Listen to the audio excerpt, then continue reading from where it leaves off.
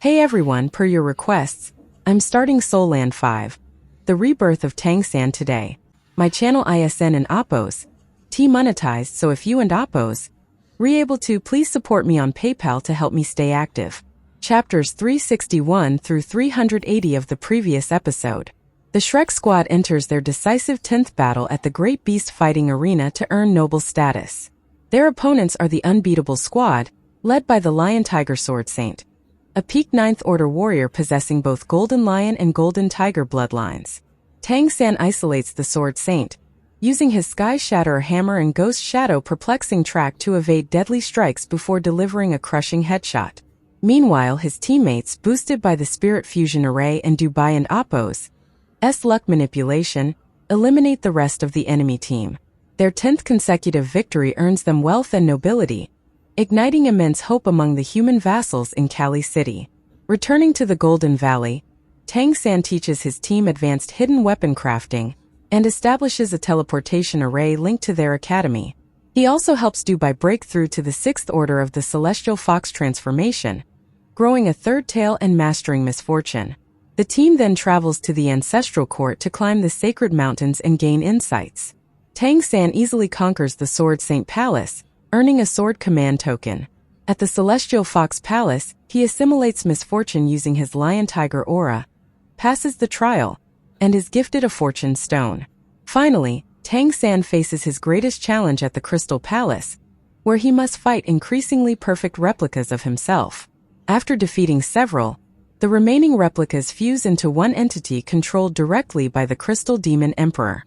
The Emperor uses Tang San's own skills, including space and time manipulation, combined with the Undying Demon Emperor and Oppos' Fire Phoenix power to corner him. In a life or death moment, Tang San disrupts the Emperor with a powerful purple demon eyes mental shock, blesses himself with the Celestial Fox vision, and channels all his remaining energy into his blue-silver Emperor spear for a desperate, end quote, all or nothing, end quote, final strike. Thank you. Now let's get back to the story of Soul Land 5, the Rebirth of Tang San.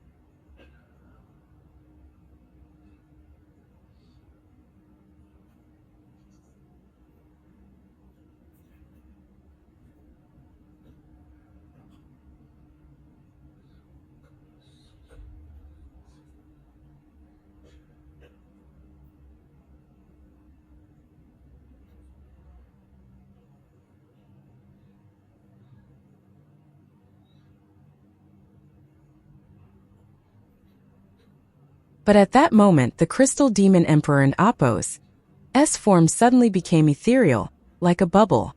When Tang San thrust his spear, it pierced through the bubble, and the Crystal Demon Emperor's image dissipated like water waves. In the next instant, amidst the rippling water, his figure reformed a short distance away. His eyes flashed with purple gold light, purple demon eyes. Spiritual shock. Without hesitation, Tang San activated his purple demon eyes again. He didn't and oppose. Have the near-invincible ability the Crystal Demon Emperor had just used. If the opponent controlled his spiritual power, it would mean instant death. Stepping with Ghost Shadow perplexing track, he didn't and oppose. Retreat. The all-or-nothing strike with his blue-silver Emperor Tyrant Spear wasn't and oppose. Over. He continued to thrust at the Crystal Demon Emperor. The fierce lion tiger golden astral suddenly erupted, igniting into flames. At this moment, Tang San also began to burn his bloodline power. He couldn't and oppose.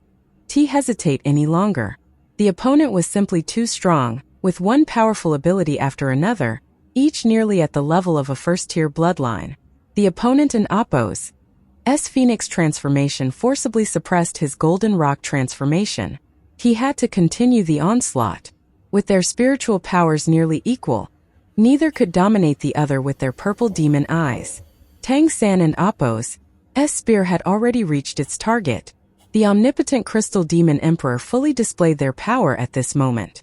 Everything around suddenly turned into a vast sea, countless streams of water entwining Tang San, and making it difficult for them to move forward. The immense pressure from the ocean bore down on Tang San, squeezing their body. At the same time, the phoenix wings behind the Crystal Demon Emperor spread open again, and a sword appeared in their hand instead of a spear. The sword Saint Demon Emperor and Appo's sword? But at this moment, Tang San and Appo's expression became somewhat peculiar. See? You probably don and Appo's know my divine position in my past life. Tang San and Appo's eyes instantly brightened. The divine consciousness hidden at the center of his spiritual power subtly fluctuated.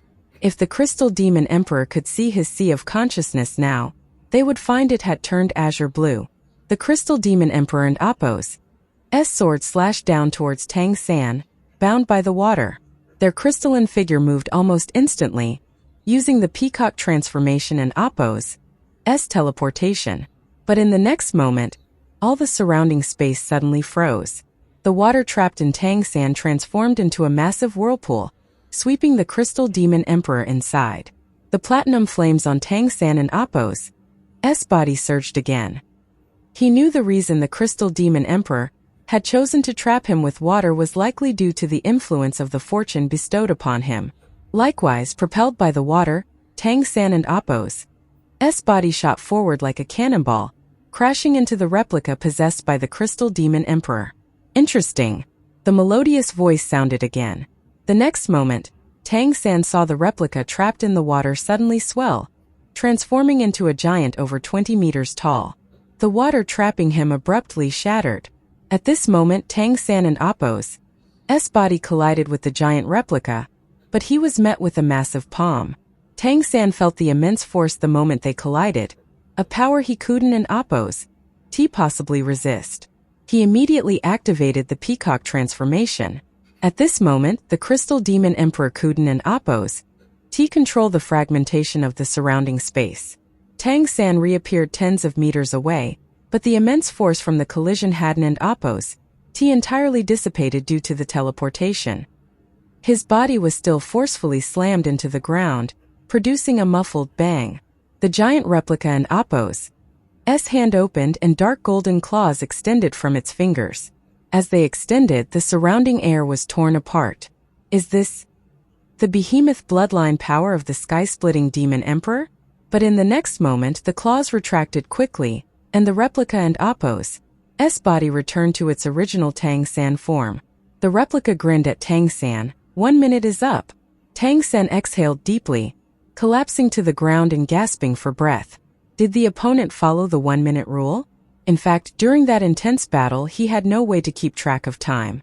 It felt like they had only fought for a few seconds. Due to the use of various powerful bloodline abilities, the flow of time was completely indeterminable. This battle was undoubtedly the toughest Tang San had faced since arriving in this world. Besides using his divine consciousness, he had given it his all. He had faced a peak 9th order replica of himself, controlled by the omnipotent crystal demon emperor. With his cultivation, he felt a sense of powerlessness at this moment.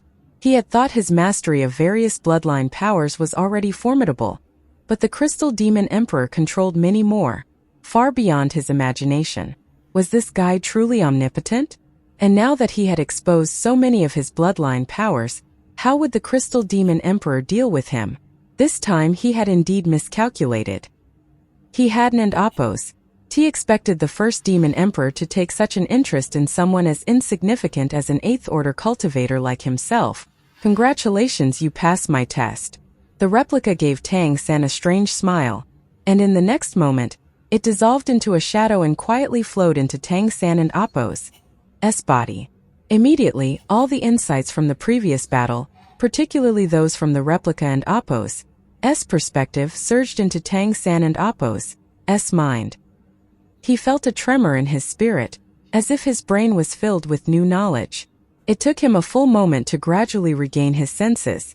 At this moment, he had already climbed all the steps, and the mist before him had cleared, revealing a huge crystal palace in his view. Just by looking at it, he felt his consciousness starting to waver. Hastily, he controlled his mind and slightly lowered his head, no longer staring at the terrifying structure. The powerhouses of this world are truly formidable. He had originally thought he was invincible among those of the same rank, but he hadn't opposed. He expected the crystal demon emperor to be so powerful. It and Appo's truly incredible. No wonder he and Appo's the first demon emperor. He defeated Tang San using just a replica of himself. At this moment, a figure slowly walked out from the crystal palace. Strange light waves rippled around as he appeared, making the crystal palace behind him become ethereal again. The oppressive aura that could almost twist one in Appo's spirit also vanished. Tang San looked up and saw a man completely clad in crystal armor. He couldn't Appo's tell his age. He seemed to be 20 but also could be 30. His eyes were a peculiar light blue, and the crystal armor on his body exuded a faint chill. When he appeared, the entire crystal sacred mountain seemed to resonate slightly. The powerful divine consciousness he exuded seemed to make the entire world tremble. Was this the true form of the crystal demon emperor?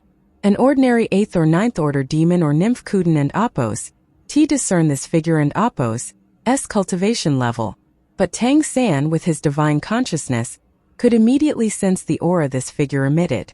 This was a top-tier powerhouse, undoubtedly a 12th order demon emperor level expert. Who else could it be but the crystal demon emperor himself? Your Majesty, Tang San bowed slightly. While his body appeared relaxed, his mind was on high alert.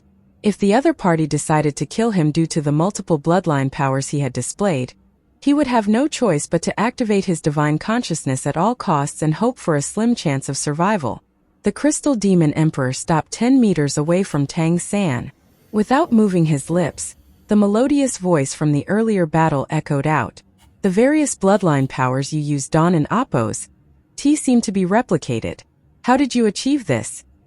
Tang San hesitated momentarily and said, I and Appo's am not too sure, actually. My ability is to take bloodline powers. I can absorb and store other bloodlines, but the number and cultivation level depend on my own cultivation level. My ability is nowhere near as powerful as Your Majesty and Appo's. Interesting. See, though I am called omnipotent, there are aspects of your bloodline power that I can and Appo's fully understand. You can even directly harness spiritual power to launch attacks.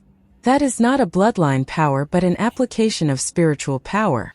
It and Appo's been a long time since I and Appo's seen a creature as intriguing as you if I ever did. You are impressive. Tang San kept silent. It was wiser to say less. The crystal demon emperor said calmly, your ability needs training, but your cultivation method with multiple bloodlines can easily draw the attention of other clans. Today I bestow upon you 2 tokens. In the future, when you travel outside and anyone questions you, they will protect you. However, you must come to the Crystal Palace when you're ready to break through to the God level. I will personally guard you during ascension. Hearing this, Tang San finally breathed a sigh of relief. This meant that the Crystal Demon Emperor did not mind his abilities, and perhaps he was the only one who could understand someone with multiple abilities like Tang San. However, for some reason, he always felt that this top-ranked Demon Emperor was too easygoing. Why would he not inquire more into Tang San's abilities? One more question, the Crystal Demon Emperor suddenly said. Tang San and Appo's heart tightened. Yes, Your Majesty. The Crystal Demon Emperor said calmly. How could you suddenly control my water attack just now? That was the universe-flooding ability. Do you possess this bloodline power as well? And even if you have water control, it should not be able to strip me of my own control over water, but only to generate water as well. How did you achieve this? Tang San replied, I seem to have a natural talent for controlling the water element to some extent. Just to some extent? The Crystal Demon Emperor asked coldly. This question was tough to answer. Fortunately, the Crystal Demon Emperor did not press further. He just looked at Tang San with a strange gaze, waved his right hand, and two items flew toward Tang San. The first item that flew to him was a round mirror. It was palm-sized, carved from crystal, and had an illusory glow on its surface, as if it possessed a unique divine quality. This is my crystal mirror, of which there are only 9. It represents the prestige of my crystal palace and is an important token. If anyone questions you, show them this. The crystal mirror, when activated by spiritual power, can replicate a bloodline power, but it can only be used once. Use it wisely. Thank you, Your Majesty. Being able to replicate a bloodline power? This was beyond what an array could achieve. It likely contained the true power of the Crystal Demon Emperor. The second item had also flown in front of Tang San. It was a sphere perfectly round and crystal clear. Its surface was adorned with intricate patterns resembling ice flowers, emitting a radiant, translucent glow. It was about 1 foot in diameter and felt heavy in his hands, weighing almost like Tang San and Appo's sky shatter. The Crystal Demon Emperor said, This is an egg, a peculiar existence cultivated by me. It is also your second trial. When it hatches, your task is to protect it from harm. You must bring it back when you break through to the god level. A trial involving an egg? Tang San stared in confusion at the egg in his hand, not knowing what kind of creature it was. The Crystal Demon Emperor warned him, whatever it requires, you must fulfill its needs to the best of your ability. If it suffers any harm, not only will your trial fail, but you will also face certain death with your soul scattered. So, you must guard it as if your life depended on it. Because it does. Tang San and Appo's mouth twitched slightly. He didn't and Appo's understand why the Crystal Demon Emperor had assigned him such a task. But since the Emperor now knew many of his secrets and had not acted against him, he had no right or ability to refuse. Understood, he replied earnestly. With a wave of the Crystal Demon Emperor and Appo's hand, everything around Tang San became surreal. When his vision cleared again, he found himself at the foot of the crystal sacred mountain. Everything above the stairs still looked full of mystery. At this moment it was completely empty, with not a single climber in sight. Tang San felt as if he were in a dream. If not for the real existence of the egg and the crystal mirror in his hand, everything that had happened would seem to be an illusion. Quickly storing the 2 tokens the Crystal Demon Emperor gave into his storage bracelet, Tang San took a deep breath. Today and Appo's climb had indeed been quite thrilling. He no longer intended to climb any other sacred mountains, at least not before the group battle in the Great Beast Fighting Arena. With the tokens from these 3 sacred mountains, he believed the arena wouldn't and Appo's dare trouble them. As he exited the entrance of the Crystal Sacred Mountain, Guli was already waiting for him outside. At this moment, Guli and Appo's face showed an indescribable excitement. He looked at Tang San with glee and said, I won. Aha, little Tang, you lasted longer. Did you win too? How many rounds did you win? Tang San smiled and asked in return, and you? Guli said, 2 rounds. I won 2 rounds in a row, defeating myself twice. Didn't an Appo's you remind me to think about my strengths and weaknesses? In the first round I figured it out. My biggest advantage is appearing before the replica. So, I rushed to it using time acceleration and I attacked it immediately, not giving it any chance to fight back. I won by suppression. When it used time control I did the same. I won by taking the initiative. In the second round it was still a replica. I figured it would have a countermeasure. Instead of just jumping it this time, I used time acceleration to speed up the disorder wind-splitting hammer before it appeared. By the time it emerged, I had already spun 7 or 8 times, so I had enough power. Then, I used my own time control to prevent it from manipulating time, and I just smashed it directly. There was a third round after that, but I was too exhausted. The power stacking of the disorder wind-splitting hammer had issues, and the opponent seized the opportunity to counter and took me down. It and Oppos. Such a pity, I almost cleared the third round. I Don and Oppos. Know how many rounds there are after that, but if it keeps going it's really tough. The consumption is too much. How many rounds did you reach? Tang San smiled and said actually it won and Oppos. Go on indefinitely. If you can win 3 consecutive rounds, you and Oppos. Reach the halfway point of the mountain. Then you and Oppos. Face 3 versions of yourself. 3. How can there be 3? How do you even fight that? Guli looked at Tang San stunned. Tang San shrugged and said that and Oppos. Why I came back too. He didn't and Oppos. Mentioned meeting the Crystal Demon Emperor because he couldn't and Oppos. Explained how he had defeated the 9 replicas in the last round. For Guli and their companions, facing 3 replicas was already their limit. This is terrifying. No wonder no one climbs the mountain. But I have to say, battling with the replica over time control has really benefited me. I feel like I understand time manipulation a lot better, Guli said sincerely. Tang San smiled and said, then keep up the good work. Next time aim to meet the 3 versions of yourself. Guli scratched his head. It and Oppos. Still a bit difficult. In the third round the replica and Oppos. Time manipulation was clearly better than mine, almost as if it was a level higher. I need to train more.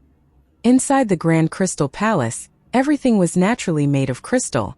The walls reflected the contemplative expression on the face of the Crystal Demon Emperor. He murmured to himself, do you really think he and Oppos is a suitable candidate? After all, he and Oppos is just a human.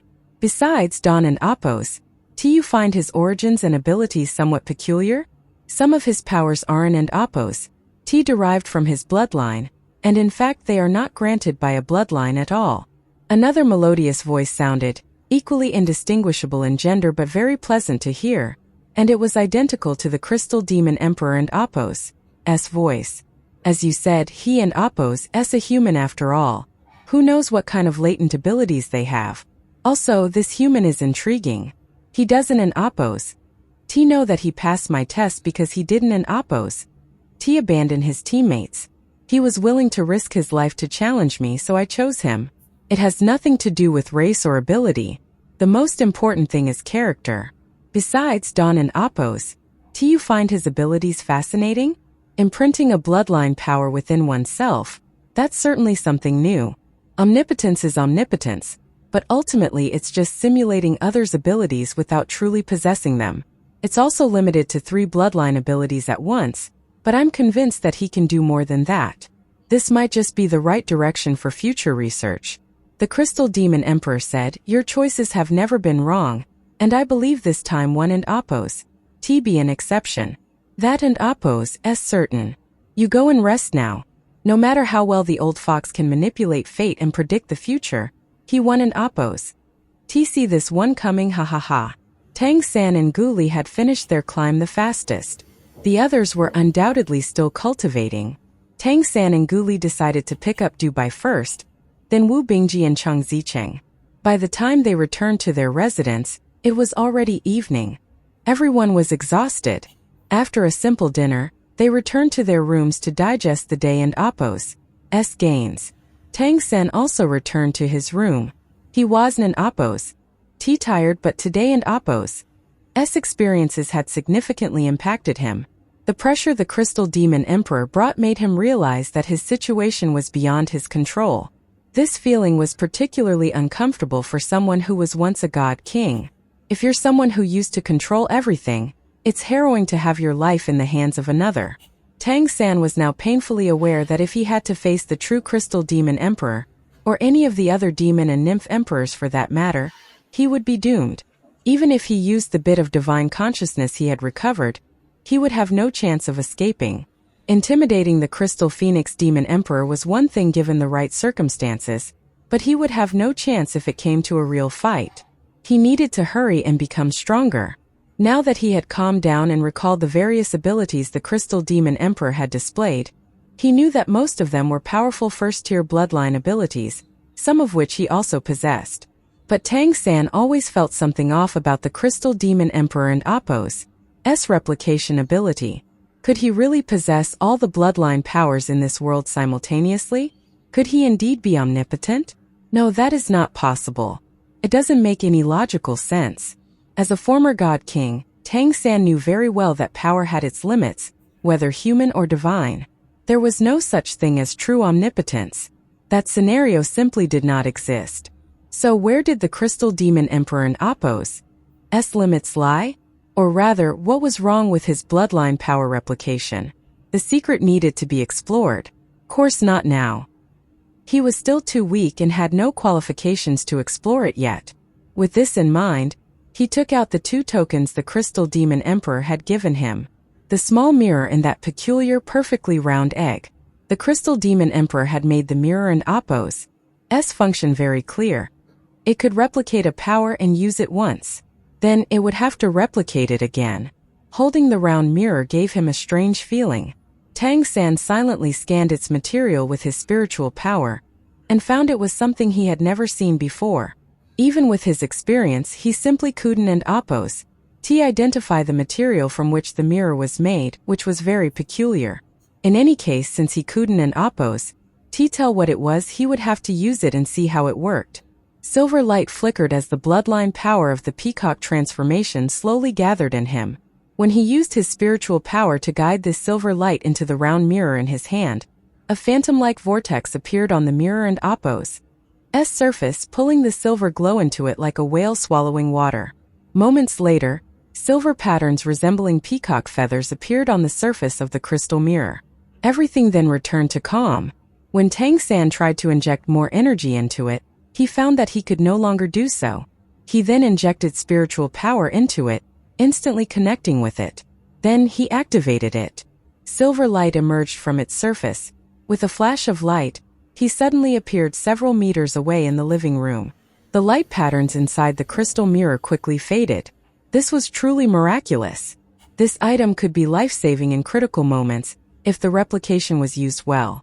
The power it could produce seemed related to the strength of the one who infused it. Additionally, Tang San sensed that the upper limit of this crystal mirror was below the 10th order. This made sense. If it was able to replicate divine abilities, then it would be a genuine divine artifact, and the Crystal Demon Emperor Wuden and Appo's be generous enough to give him such an artifact. Even so, it was undoubtedly a treasure. Moreover, compared to its inherent functionality, its true importance lay in what it symbolized. Namely, thanks to the Crystal Demon Emperor, Tang San now had a valid excuse to use multiple bloodline abilities. And speaking of thanks, another surprising thing Tang San had felt today was the kindness of the Crystal Demon Emperor toward him. Tang San and Appo's ability to wield multiple powers must have surprised the Emperor. Yet, instead of reprimanding him, interrogating him, or simply killing him on the spot, this person had not just talked to him kindly but even given him the official palace tokens, vouching for him essentially. What was the meaning of this kindness? Why would someone suddenly be so good to him? This was the #1 demon emperor, the single most powerful existence on the continent. What could he possibly need from a child like Tang San? This question obviously couldn't and Appo's be answered now. Perhaps he would understand in the future. Or maybe the answer lay with the other item. As he thought about this, Tang San and Appo's gaze fell on the egg beside him. The egg had a crystal clear shell. If the Crystal Demon Emperor hadn't and Appo's told him it was an egg, Tang San would have thought it was a large gemstone. Tang San cautiously tried to sense the presence within the egg, using his mysterious heaven technique. However, as soon as he injected his energy, it disappeared without a trace, like a bucket of water sinking into the sea without even a ripple. The result was the same when he tried to inject his spiritual power into it. It vanished without a trace. What kind of life form could be nurtured inside this egg? Even the Crystal Demon Emperor seemed to value it highly, so what could it be? It couldn't and Appo's T possibly be the Crystal Demon Emperor and Apos. S offspring, right? Wasn and Apos. T it said that he couldn't and Apos. T have offspring to inherit his mutated bloodline? And even if he could, he wouldn't and Apos. T entrust it to a stranger like Tang San, right? After fiddling with it for a while and finding no clues, Tang San had no choice but to put the egg and the mirror away. For some reason he felt like he was missing something. It was a peculiar feeling, as if he had overlooked something particularly important, and this matter could potentially bring him great benefits. He pondered deeply for a while, but he still couldn't and Apos. T grasped the idea even with his divine consciousness guiding him. Deciding not to think about it any further, he entered the cultivation room to cultivate and consolidate his spiritual power. Today and Apos' battle had significantly enhanced his understanding of the application of multiple bloodline powers, and his experience with fighting using his multiple demonic god transformations had also increased. Everyone set off again the next morning, but Tang San did not follow this time. According to the previous plan, Gu Li and Dubai and Apos' destinations remained unchanged, while Wu Bingji was to head to the palace of the universe-flooding endless demon emperor. Chang Zicheng was to go to the undying demon emperor's palace to experience the pressure of the phoenix, the king of all birds. Tang San had already experienced it for her the day before. Though it was the crystal demon emperor and Apos' simulation, it was likely extremely similar or even identical to the real undying demon emperor and Apos' power. The terrifying impact of that bloodline suppression had left a lasting impression on Tang San. However, he couldn't and Apos' say it outright and could only silently pray for Chang Zicheng, hoping she would gain more benefits than setbacks from this bloodline suppression. Tang San himself did not go out. He already had the tokens from the 3 palaces, including the Crystal Palace and the Celestial Fox Palace, the top 2 among the demon races. These 3 tokens were enough to deal with the upcoming challenges. Moreover, he had other matters to attend to. After the trial at the Crystal Palace, he developed a deeper respect for these demon emperors and nymph emperors. At the same time, Tang San also realized that racial differences didn't and Apos' seemed to matter as much at the level of the demon emperors. At least in these 3 royal palaces he hadn't and Apos' encountered any unfair treatment, much less racial discrimination or anything like that. Nor had he been prevented from climbing the mountains or charged extra because he was human. Clearly, at the level of the demon emperors, these powerful beings valued ability more than anything else. What difference did it make if he was human? Compared to the other demons and nymph emperors, he was far too weak to pose any threat to their existence. Unless he could also ascend to the level of a demon emperor, then perhaps they would regard him more highly. After sending off his companions, Tang San activated his communicator to try to contact Zhang Haoshuan. "Master, are you there?" Soon Zhang Haoshuan and Apos' voice came through. "I and Apos am here. How are things going on your end?" Tang San said, "Things are going well. I have obtained tokens from 3 emperor palaces. The others are still hard at work cultivating. Climbing the palaces has great cultivation effects, and everyone finds different benefits." "What? You and Apos' already obtained tokens from 3 palaces?" On the other end, Zhang Haoshuan and Apos' voice changed after hearing Tang San and Apos' words. Palace tokens were not easy to obtain. Tang San spoke as if it was effortless, but securing tokens from 3 palaces in 3 days was absolutely unbelievable. Different palaces focused on different bloodline powers. Not only that, but in order to acquire a token, one had to earn significant recognition during the climb. Not everyone who reaches the summit received a token. How they climbed it was more important. Tang San obtaining tokens from 3 palaces in such a short time was something Zhang Haoshuan had never heard of. Having palace tokens meant the palaces recognized and protected him. When necessary, presenting the token would make anyone think twice before acting against him. "Master, are things going well on your end?" Tang San was worried about Zhang Haoshuan and Apos' cardiac health, so he didn't and Apos' mentioned that the 3 palaces included the Crystal Palace and the Celestial Fox Palace. "Everything is fine here, nothing to worry about. You should have seen their faces when they saw I and Apos' really broken through. In our redemption society, god-level power is already top tier. With my strength added, and since I and Apos' am seen as an array master who can sell arrays to fund the organization. You can imagine my importance. They wooed and oppose, T dare mistreat me. I suspect my position will change even if they don and oppose. T make me a purple class member outright. But I and oppose, they already told them I must return to Cali City. Here he paused for a moment. Of course if you decide to stay in the ancestral court, I and oppose, I'll stay here with you. It and oppose, your decision. Tang San said, I will return to Cali City, but I might stay in the ancestral court a bit longer this time. Master, if you have nothing else to do, come back to the hotel. Let and oppose, discuss some arrays.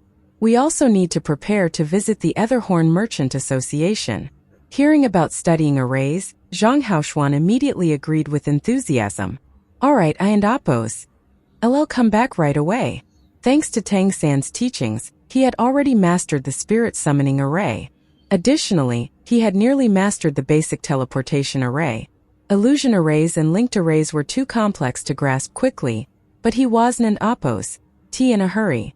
The deeper he delved into arrays, the more this mayor marveled at Tang San and oppose's ingenuity.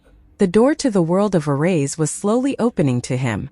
After becoming a god-level powerhouse with divine consciousness, his brain had quite literally improved, making his thinking more agile. Understanding arrays became more intuitive, and he was eager to learn more from Tang San. It wasn't an oppose, long before Zhang Haoshuan returned. Instead of going directly to Tang San and oppose's room, he booked yet another Demon King suite and had Tang San meet him there. The teacher and student met again and exchanged a smile. Zhang Haoshuan couldn't and oppose. Wait and asked, what are you planning to give them? Tang San said, we need to offer some incentives. Otherwise we won and oppose. Gain the full support of the Etherhorn Deers. We can and oppose. Give them the teleportation array since it and oppose the most valuable among single arrays.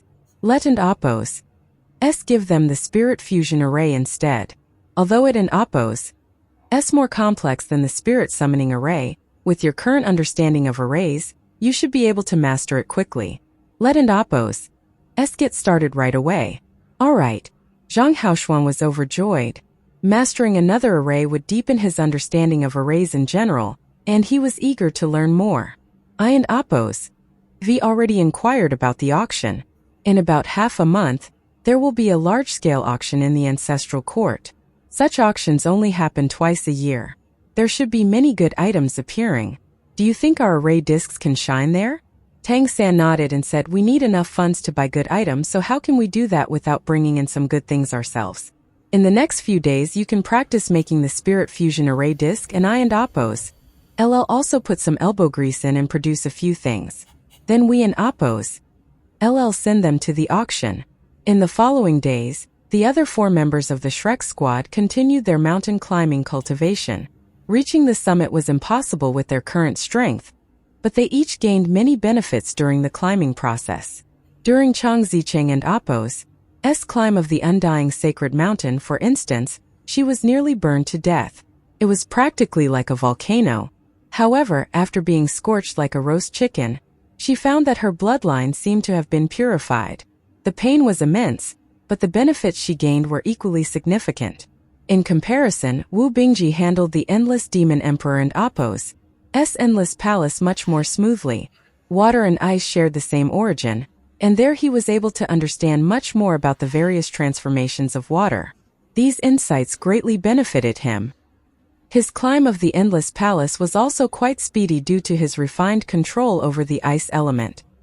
He had already reached 4/5 of the way up and was progressing daily. On the 6th day in the ancestral court, while his companions continued climbing sacred mountains, Tang San returned to the shop where the Etherhorn Merchant Association had initially arrived. He wore plain clothes, and his face was still masked. He wasn't an oppose alone. An elderly man followed behind him. The old man looked ordinary with white hair and beard, but exuded an aura of natural authority. He also wore a mask concealing his face. As soon as they entered, they saw a familiar face. The caravan leader who had brought them to the ancestral court was already waiting for them. This meeting had been arranged by Azura beforehand through the communicator given to him by the Etherhorn Deer King. The caravan leader glanced at Azura first, but his gaze was immediately drawn to the old man behind him. The other horned deers excelled at observation, and the discerning heart's eye could perceive elemental changes. From this old man, he saw an overwhelming concentration of the fire element, clearly the power of a god. A god-level human cultivator? How rare! The caravan leader himself was a 9th-order Etherhorn deer, or he Wooden and Appos. T have been entrusted with such responsibilities. He quickly stepped forward, nodded to Azura first, then turned to the white-haired old man and asked Azura respectfully, "Who might this be?" Azura nodded to him and said, "Mission accomplished." The caravan leader immediately understood and quickly made a welcoming gesture, saying, "Please both of you follow me inside." The old man didn't and Appos. T even bothered to nod, arrogantly moving forward on his own. Azura followed him respectfully, and the caravan leader took them to the back of the shop. It must be said that the Etherhorn deers and Appos shop, one of the continent and Appos' largest businesses, was indeed vast. After passing through a grand hall of over 1,000 square meters, they saw rows of private rooms at the back. Azura and his companion learned that these private rooms were specially prepared for VIP clients. VIP clients were privileged to select items here and enjoy the most excellent services in privacy. The Etherhorn Merchant Association was renowned for its services and favored by many strong beings among the demon and nymph clans. The Etherhorn deer led the two through these private rooms to a luxurious, quiet room further back. The quiet room in Appos' walls and door were made of metal and inscribed with soundproofing arrays, indicating a higher level of sophistication compared to the other private rooms. In addition, the room itself was truly luxurious. Gentle incense brought a subtle, refreshing fragrance that made one feel sharp and clear-minded after inhaling it. On the table were various fresh fruits, and large sofas promised great comfort. Beside them was a sealed room isolated by a crystal-like material. Inside that room was only a large desk, but through the crystal walls, one could see that the inside of the walls was inscribed with insulating arrays. These arrays were clearly not just for soundproofing. That room is for inspecting goods. Some special items can be dangerous, you know. Our top clients conduct transactions here. The guests can observe the inspection while being completely safe from whatever might happen during the inspection. Azura smiled and said, "That and Appos' very thoughtful. So you're saying it's completely safe here?" The caravan leader replied, "You can rest assured about safety. This is the core area of the Etherhorn Merchant Association, and we Haven and Appos' had any incidents for many years. It and Appos' completely isolated from the outside, so even divine consciousness can and Appos' spy on us." Azura nodded and said, "All right, in that case let me introduce you. This is the master I mentioned. I only know his surname is Lu, so you can call him Master Luan." The caravan leader quickly bowed and said, "Greetings, Master Lu. I am Su Xiren, one of the main managers of the Etherhorn Merchant Association.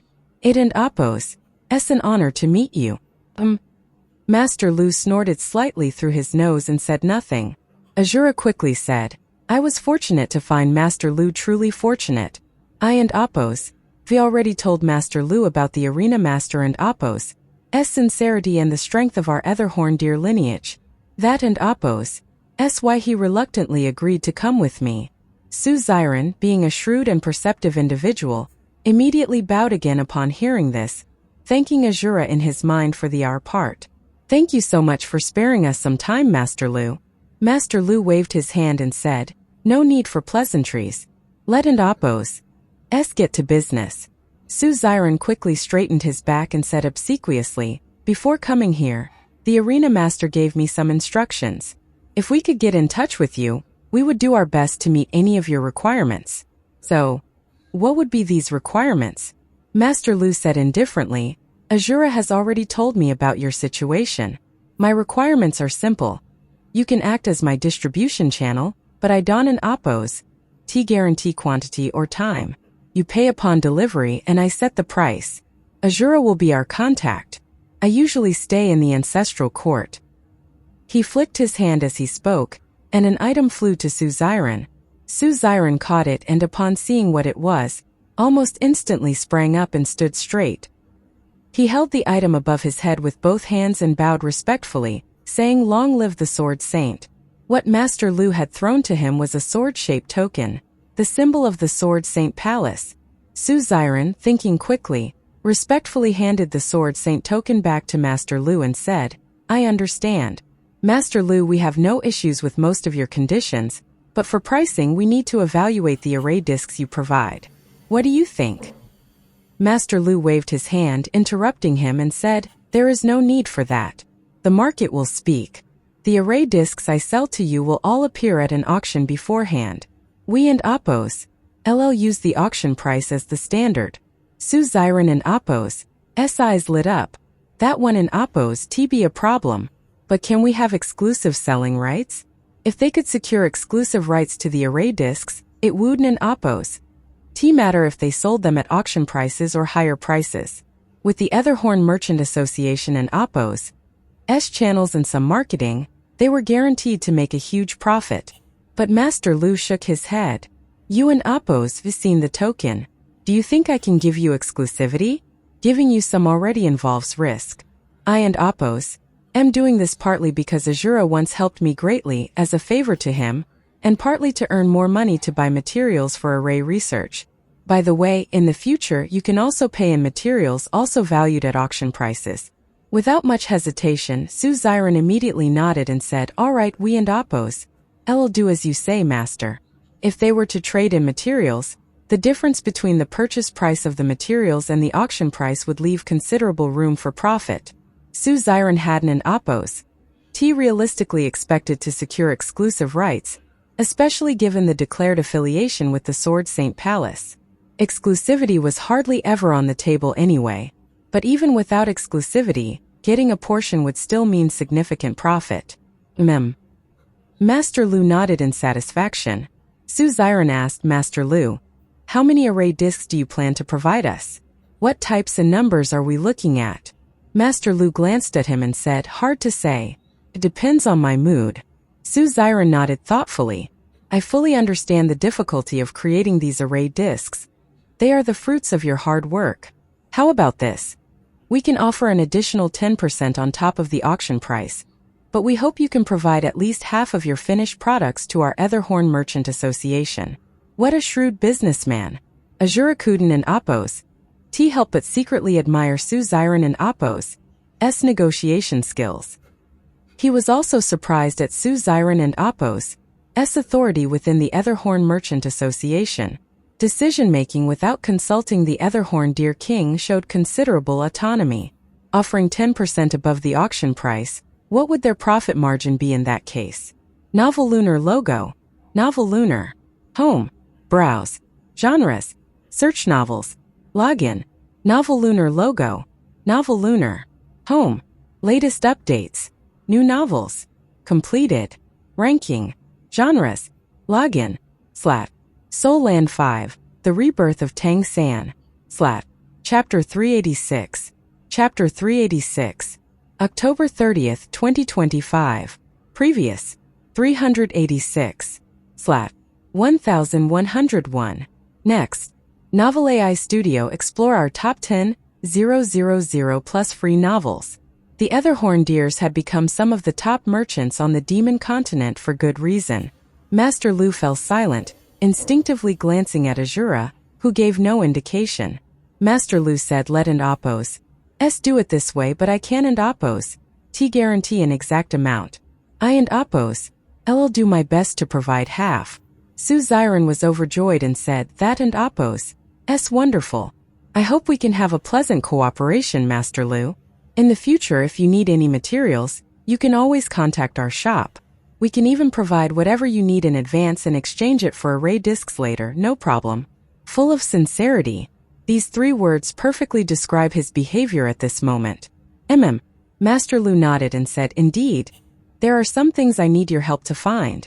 This includes some rare essences. I and Appos am currently conducting some special experiments, attempting to use arrays to manifest bloodline power. If successful, it should." At this point, he abruptly stopped speaking, as if realizing he had said too much, and a flash of regret was visible for a moment in his eyes. Su Xiren was excited and said, "No problem, we should be able to meet all your needs." Master Lu chuckled mockingly and said, "Meet all my needs? That and Appos, a big statement.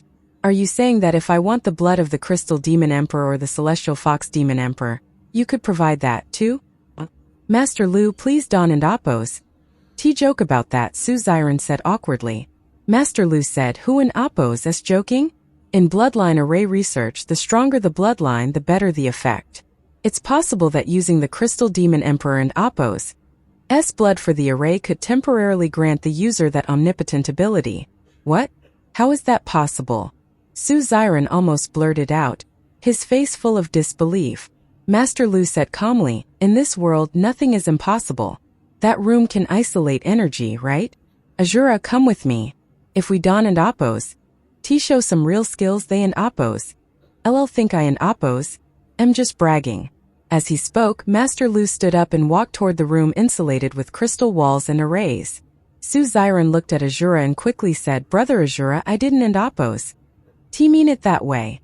Please explain to the master. Although he said this, he made no move to stop Master Lu from demonstrating his abilities. Don and Appos, worry, it's fine. Azura nodded to him, then followed Master Lu into the room. Master Lu took out several items, all appearing to be highly precious materials. As a caravan leader and a high-ranking member of the Etherhorn Merchant Association, Su Xiren had a keen eye, and even he was taken aback by the rarity of some of these materials. Then he saw Master Lu begin to move. Intense flames burst forth, and god-level fire surged instantly. One by one, the rare materials were silently engulfed by the flames, dancing and melting before Master Lu. Master Lu and Appos' expression remained calm as he worked skillfully. Soon an array disc took shape before him. Light glowed faintly in his eyes, and a crimson carving knife appeared in his hand, quickly engraving the array disc with profound patterns. Intense flames surrounded the disc, making it difficult for Su Xiren to see the patterns clearly. At this moment he dared not interrupt and could only watch Master Lu and Appos' actions intently through the crystal wall. Master Lu and Appos' movements were sometimes wild, sometimes cautious. The array disc quickly became covered in patterns, and the mystical feeling grew by the second. Finally, after a full quarter of an hour, Master Lu put down his carving knife, a hint of heartache in his eyes. He picked up the array disc, blew on it as if to remove an imaginary speck of dust, and then inspected it before handing it to Azura. Azura took the array disc and walked out. Master Lu followed closely behind. Amazing craftsmanship, truly amazing. I never thought you could create an array disc in such a short time. It and Appos. Master Lu waved his hand and said, it and Appos. Not that easy. A lot of materials were wasted to speed up the process. Didn't and Appos. You notice that the cost of materials for this array disc alone has already exceeded all the other discs you sold?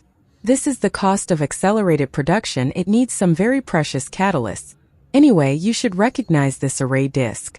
Azura handed the array disc to Su Xiren. Su Xiren examined it carefully and then infused it with his spiritual power, immediately identifying the disc in Appos' effects.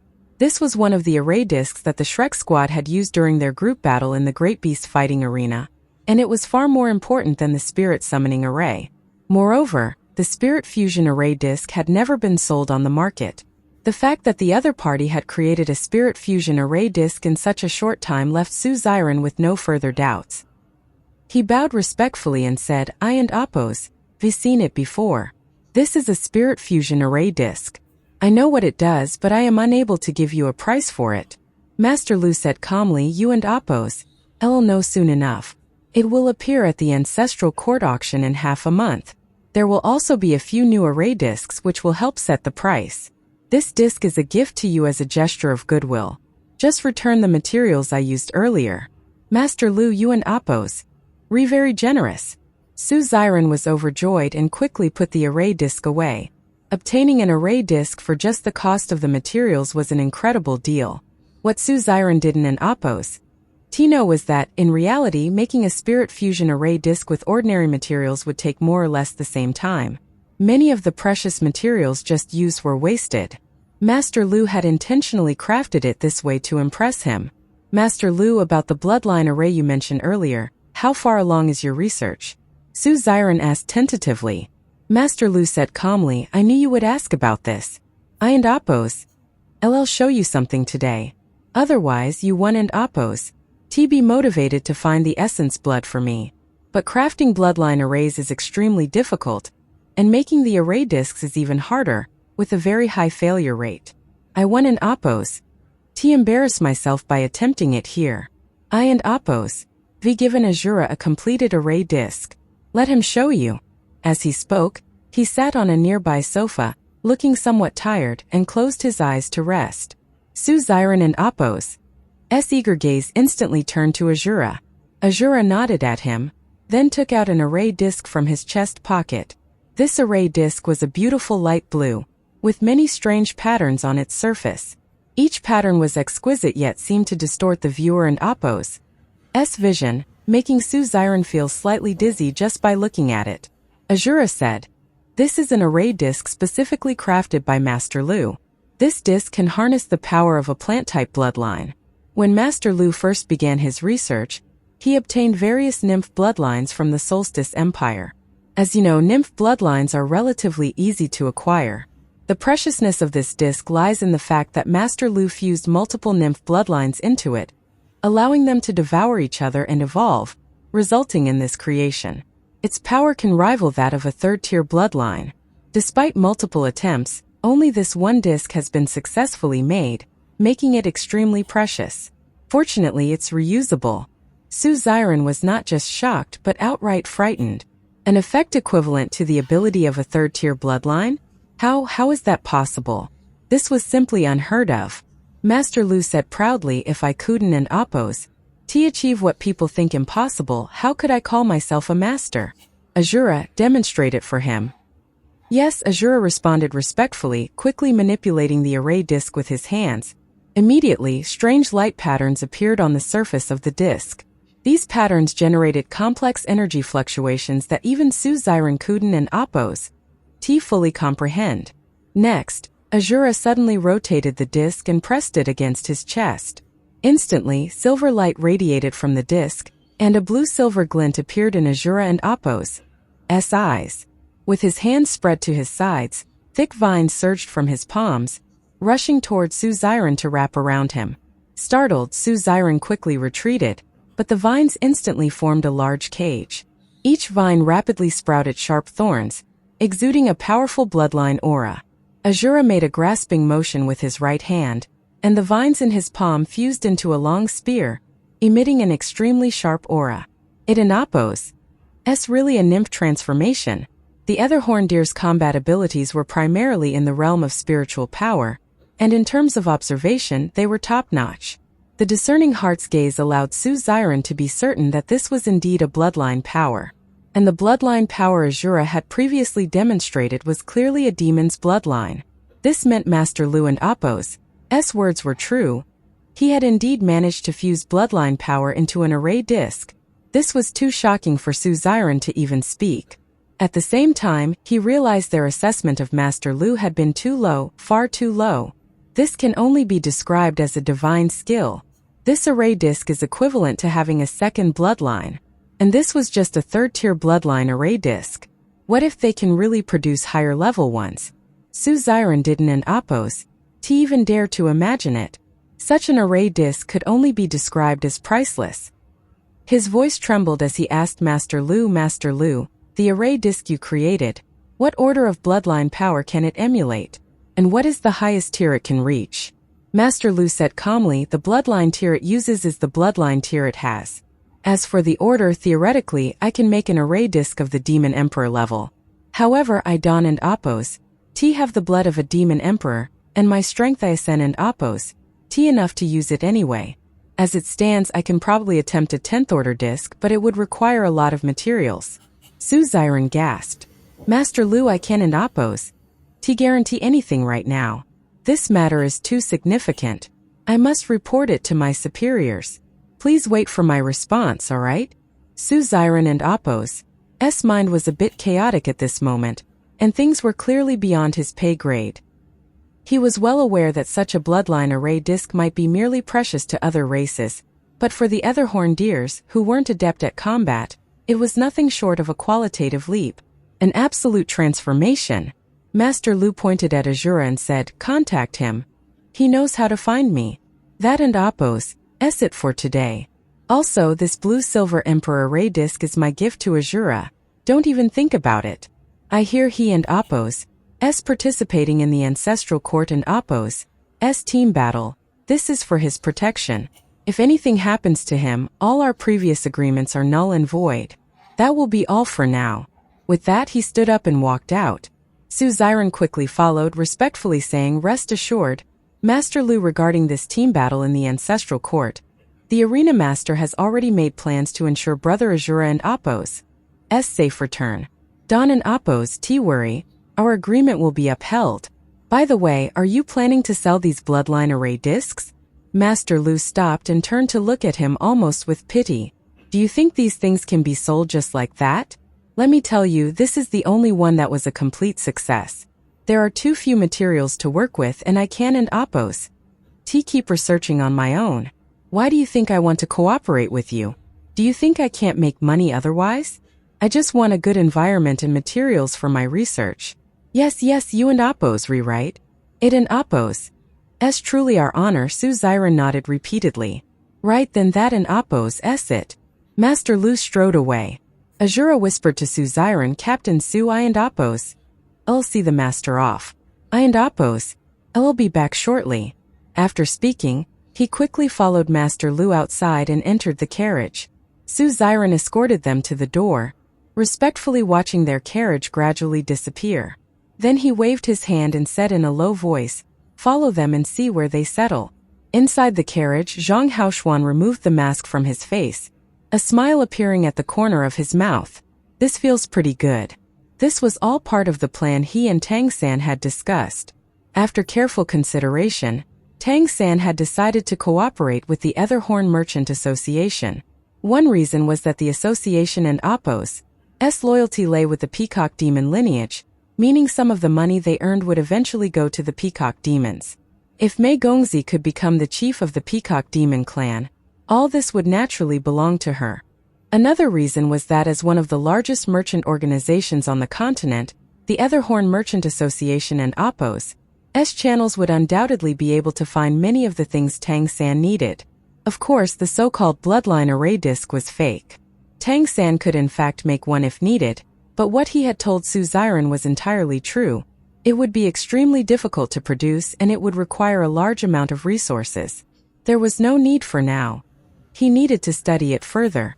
The primary purpose was to motivate the Etherhorn Merchant Association to work harder to find various rare bloodlines for them, especially the ones Tang San needed the most. If they could obtain these things, it would greatly benefit the entire Redemption Society. Master Lu thus appropriately displayed his powerful array disc crafting abilities to intimidate Su Xiren, ensuring that the entire Etherhorn Merchant Association would hold him in as high esteem as possible. Azura's role as their representative naturally became more critical. When he encountered danger, the Etherhorn Merchant Association would undoubtedly help him for the sake of this potentially lucrative deal. It was a win-win situation. "Master, you acted well. Your proficiency in making array discs has improved greatly," Tang San said with a smile. Zhang Haoshuan replied, "Having divine consciousness sure makes a difference. Everything feels so natural. All right, you should arrange your team battle now. I and Appos, I'll take my leave first." Zhang Haoshuan took out a teleportation disc. With a flash of light, he vanished from the carriage without a trace. Tang San didn't and Appos rushed back immediately. Instead, he carefully reviewed his conversation with Su Xiren to ensure he hadn't and Appos missed anything. Only then did he instruct the carriage to turn around and head back to the Etherhorn Merchant Association. The people tailing him naturally achieved nothing. With the teleportation disc, how could Zhang Haoshuan possibly be tracked? Thus, when Su Xiren saw Azura again, his subordinates reported that 2 people got into the carriage, no one got off midway, and only Azura returned. "Captain Su, I'm back," Azura said as he entered the shop and found Su Xiren again. Su Xiren smiled and said, "Brother Azura, if you don and Appos, mind you can call me Brother Su. I didn't and Appos, expect you to actually bring the master here. I want to thank you on behalf of the Etherhorn Merchant Association." Azura smiled and said, It was what I promised the arena master. And I was indeed lucky to have found him. Master Lu Isen and Appos. T very talkative. He said that if you have any matters for him in the future, just let me know and he and Appos LL contact me. He didn't and Appos T say he would contact the master but that the master would contact him, clearly indicating to Su Xiren that he couldn't just bother Master Lu whenever he wanted. Of course, this was all part of the conversational strategy. Whether Su Xiren believed it or not was another matter, but there was no doubt that Azura and Appos' importance had significantly increased in his eyes. Brother Azura, please bring your team over tomorrow. The timing is just right. I and Appos, we already arranged things for the team battle, and rest assured, our Etherhorn Merchant Association has put much effort this time to ensure you can pass safely. Stay here for dinner tonight. Let and Appos discuss the details, and as long as nothing goes wrong, your safety is guaranteed. Thank you very much, Brother Su, Azura said with a smile. The following conversation went much smoother, as the Etherhorn Deers had indeed arranged a retreat for them. However, there was no doubt that the Shrek squad could no longer continue in the Great Beast fighting arena. Their disappearance was inevitable. Su Xiren explained in detail the Great Beast fighting arena rules in the Ancestral Court. After listening to him, Tang San understood that the arena here differed completely from those in the major cities. The cultivation of the participants was on average much higher, and more importantly, the degree of freedom was also greater. The Great Beast fighting arena in the Ancestral Court was divided into two main parts. One part was similar to the arenas in the major cities but on a much larger scale. This arena was not for killing for amusement but, more importantly, for selecting strong individuals within the powerful clans to spar with each other. While casualties could and did still occur, it was far less brutal than in the main cities. After all, those who could enter this arena were nobles of the demon and nymph clans, and many were prodigies. This place was the best training ground for them. In addition, the Ancestral Court had a unique secret realm called the Hell Garden. It was said that a blood sacrifice had to be made once someone entered the Hell Garden. Of those who entered, only half at most could make it out alive. The others were destined to become fertilizer for the Hell Garden. The Hell Garden was so mysterious that even demon emperors Kuden and Appos see through it, and god-level powerhouses Kuden and Appos enter it. Within the Hell Garden, there were countless dangers. Those who entered would face the perils of that world and threats from not only their opponents but also their own companions. The hard rule was that only half could survive, but it did not matter whether an entire team died or half of both teams. In the end, if the death toll was an Appos enough for the exit to open, mutual slaughter was inevitable. However, there were many opportunities in the Hell Garden as well. It was said that those who survived the Hell Garden would find the path to godhood much smoother. As for the specific benefits one could gain inside, the Ancestral Court had never publicly disclosed them. The team battles of the Ancestral Court took place in this Hell Garden. It was more of a full-scale war than a team battle. The Hell Garden could be opened once a month, accommodating up to 100 beings at a time, and only half could come out alive. Whether they were a full 100 or just 10, that stayed true. The Hell Garden was one of the Ancestral Court and Appos' most significant sources of income. All entrants received a detailed introduction before entering, and then enthusiasts could place bets on who would come out alive. There were many ways to place these bets, including the order in which they would emerge. As for the restrictions, besides the cultivation level, the Ancestral Court had clear regulations prohibiting members of first-tier bloodline clans from entering. The team battle that Tang San and his group were about to face was in this Hell Garden. Their names had already been submitted to the Great Beast fighting arena of the Ancestral Court. When they parted ways right after reaching the Ancestral Court, Su Xiren had asked them to return on the 7th day, but in reality, they would enter the Hell Garden on the 9th day. That was to give Azura and his team 3 days to prepare.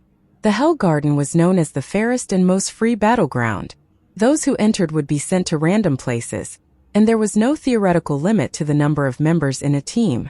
There could be a team with 3 people and one with 50. However, the problem was that with only half able to come out alive, large teams would undoubtedly be targeted by others, and maybe even be forced to fight among themselves. No one was foolish enough to form a large team given that only half could survive. After countless attempts, It was said that teams consisting of 5 to 10 members had the highest survival rates in the Hell Garden. Su Xiren provided Tang San with plenty of information about the Hell Garden and their path to survival. And once they entered the Hell Garden, the Shrek squad would cease to exist. Their noble status was not an issue, as the Etherhorn Merchant Association would cover for them, allowing them to remain nobles. Tang San even suspected they had bribed the allegedly incorruptible ancestral court in Appo's great beast fighting arena. After all, while money might not be omnipotent, it's close enough for all practical purposes. With 3 days and some definite information, it was time to prepare. Returning to the White Tiger Hotel, Tang San contacted Zhang Haoxuan again, asking him to purchase some items. Then he began setting up a perfect soundproof array in his cultivation room at the hotel, an array that blocked out even the most minute vibrations. With this, no sound could either enter or escape. Zhang Haoxuan quickly brought the items to Tang San and discussed the situation in the Hell Garden with him. Then Tang San began his preparations. When Wu Bingji and the others returned, night had already fallen. The 4 members of the Shrek squad returned with weary expressions, some mentally exhausted, others physically. After dinner, Tang San gathered them all in his room and explained the situation about the Hell Garden. Wu Bingji sighed with relief after hearing Tang San and Appo's explanation. If things go according to the Etherhorn Merchant Association and Appo's arrangements, we should be relatively safe. Tang San smiled slightly and said, "It and Appo's not about whether we and Appo's safe now, but whether the opponents entering the Hell Garden with us are safe. Since we and Appo's re-entering a team battle, we must find a way to gain some advantage. As for what can be gained in the Hell Garden, there and Appo's no information, but we'll find a way to benefit from it." Dubai and Appo's eyes lit up and he asked, "How do we do that?" A cold glint flashed in Tang San and Appo's eyes. "It and Appo's hunting time." "Hunting?" The other 4 exchanged glances. Tang San nodded. "The greatest advantage for us in the Hell Garden is that no one can spy on us from the outside. Whatever we do inside, as long as no witnesses come out alive, no one will know. Our opponents will undoubtedly be vicious, and to enter the Hell Garden, they must also be extremely powerful. Their essence blood will be a valuable asset for us. Even if we don an Appo's use it ourselves, we can give it to other students at the academy or sell it at auction for a good price." Guli gasped. "That and Appo's brutal." Cheng Zicheng gave him a sidelong glance. "If I didn't an Appo's know better, I'd think you're some kind of old monster." Tang San appeared to be in his late teens or even early 20s, and while he wore his Azura mask, he gave everyone the impression of being an adult. Before Tang San could speak, Wu Bingji said, "As humans, we have no privileges, so we must take every opportunity we get. We have to give up our hard-earned position as spiritual leaders in Kali City, so we might as well profit from it." I agree with Tang San and Appo's plan. Since we and Appo's going in, we need to gain something. "No problem. Luck is on our side," Dubai said, patting his chest confidently. Cheng Zicheng snorted and said, "Just don and Appo's hold us back.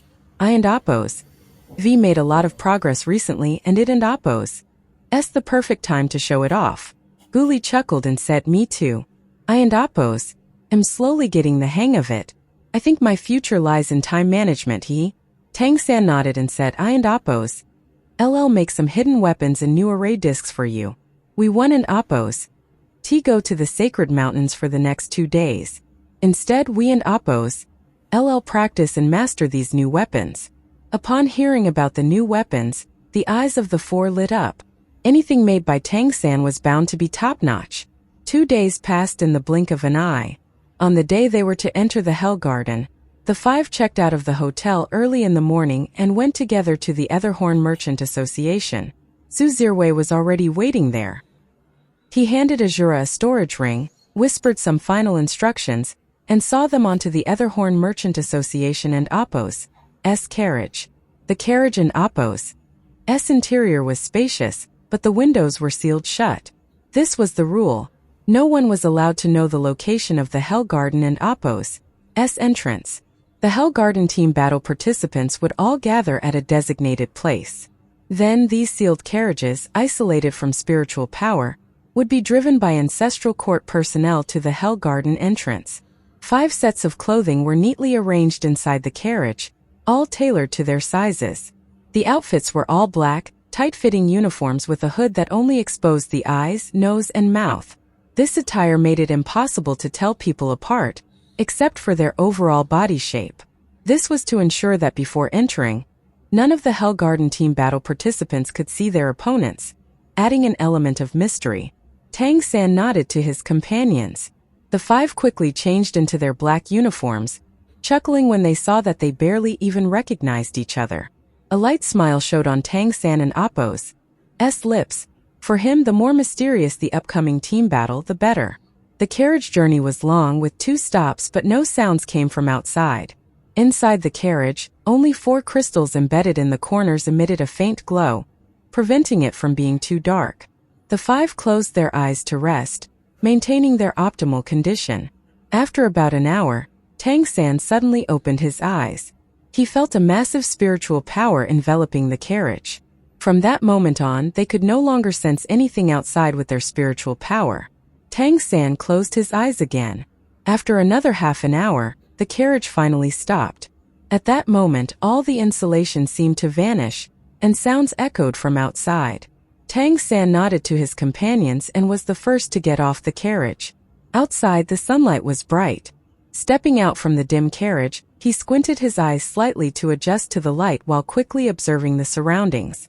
Before them lay a valley with cliffs on either side. Even though the walls were sheer rock and extremely steep, lush foliage covered them for the most part. The life energy here was incredibly dense, and it was not split into different attributes as within the ancestral court, but merged together. It felt like a stronger version of the life energy in Kali City. At this moment, a dozen carriages were gathered in the valley. Participants of various builds, all dressed in black and wearing hoods, were getting off the carriages one by one. The Shrek squad naturally gathered behind Tang San. They noticed that there were no drivers on the carriages, as if they had arrived here on their own. 2 tall figures of an unknown race stood guard ahead. They could be distinguished from the participants because, although they wore black clothing and hoods, their outfits had red patterns. You have all received your identification tags. Remember to wear them properly.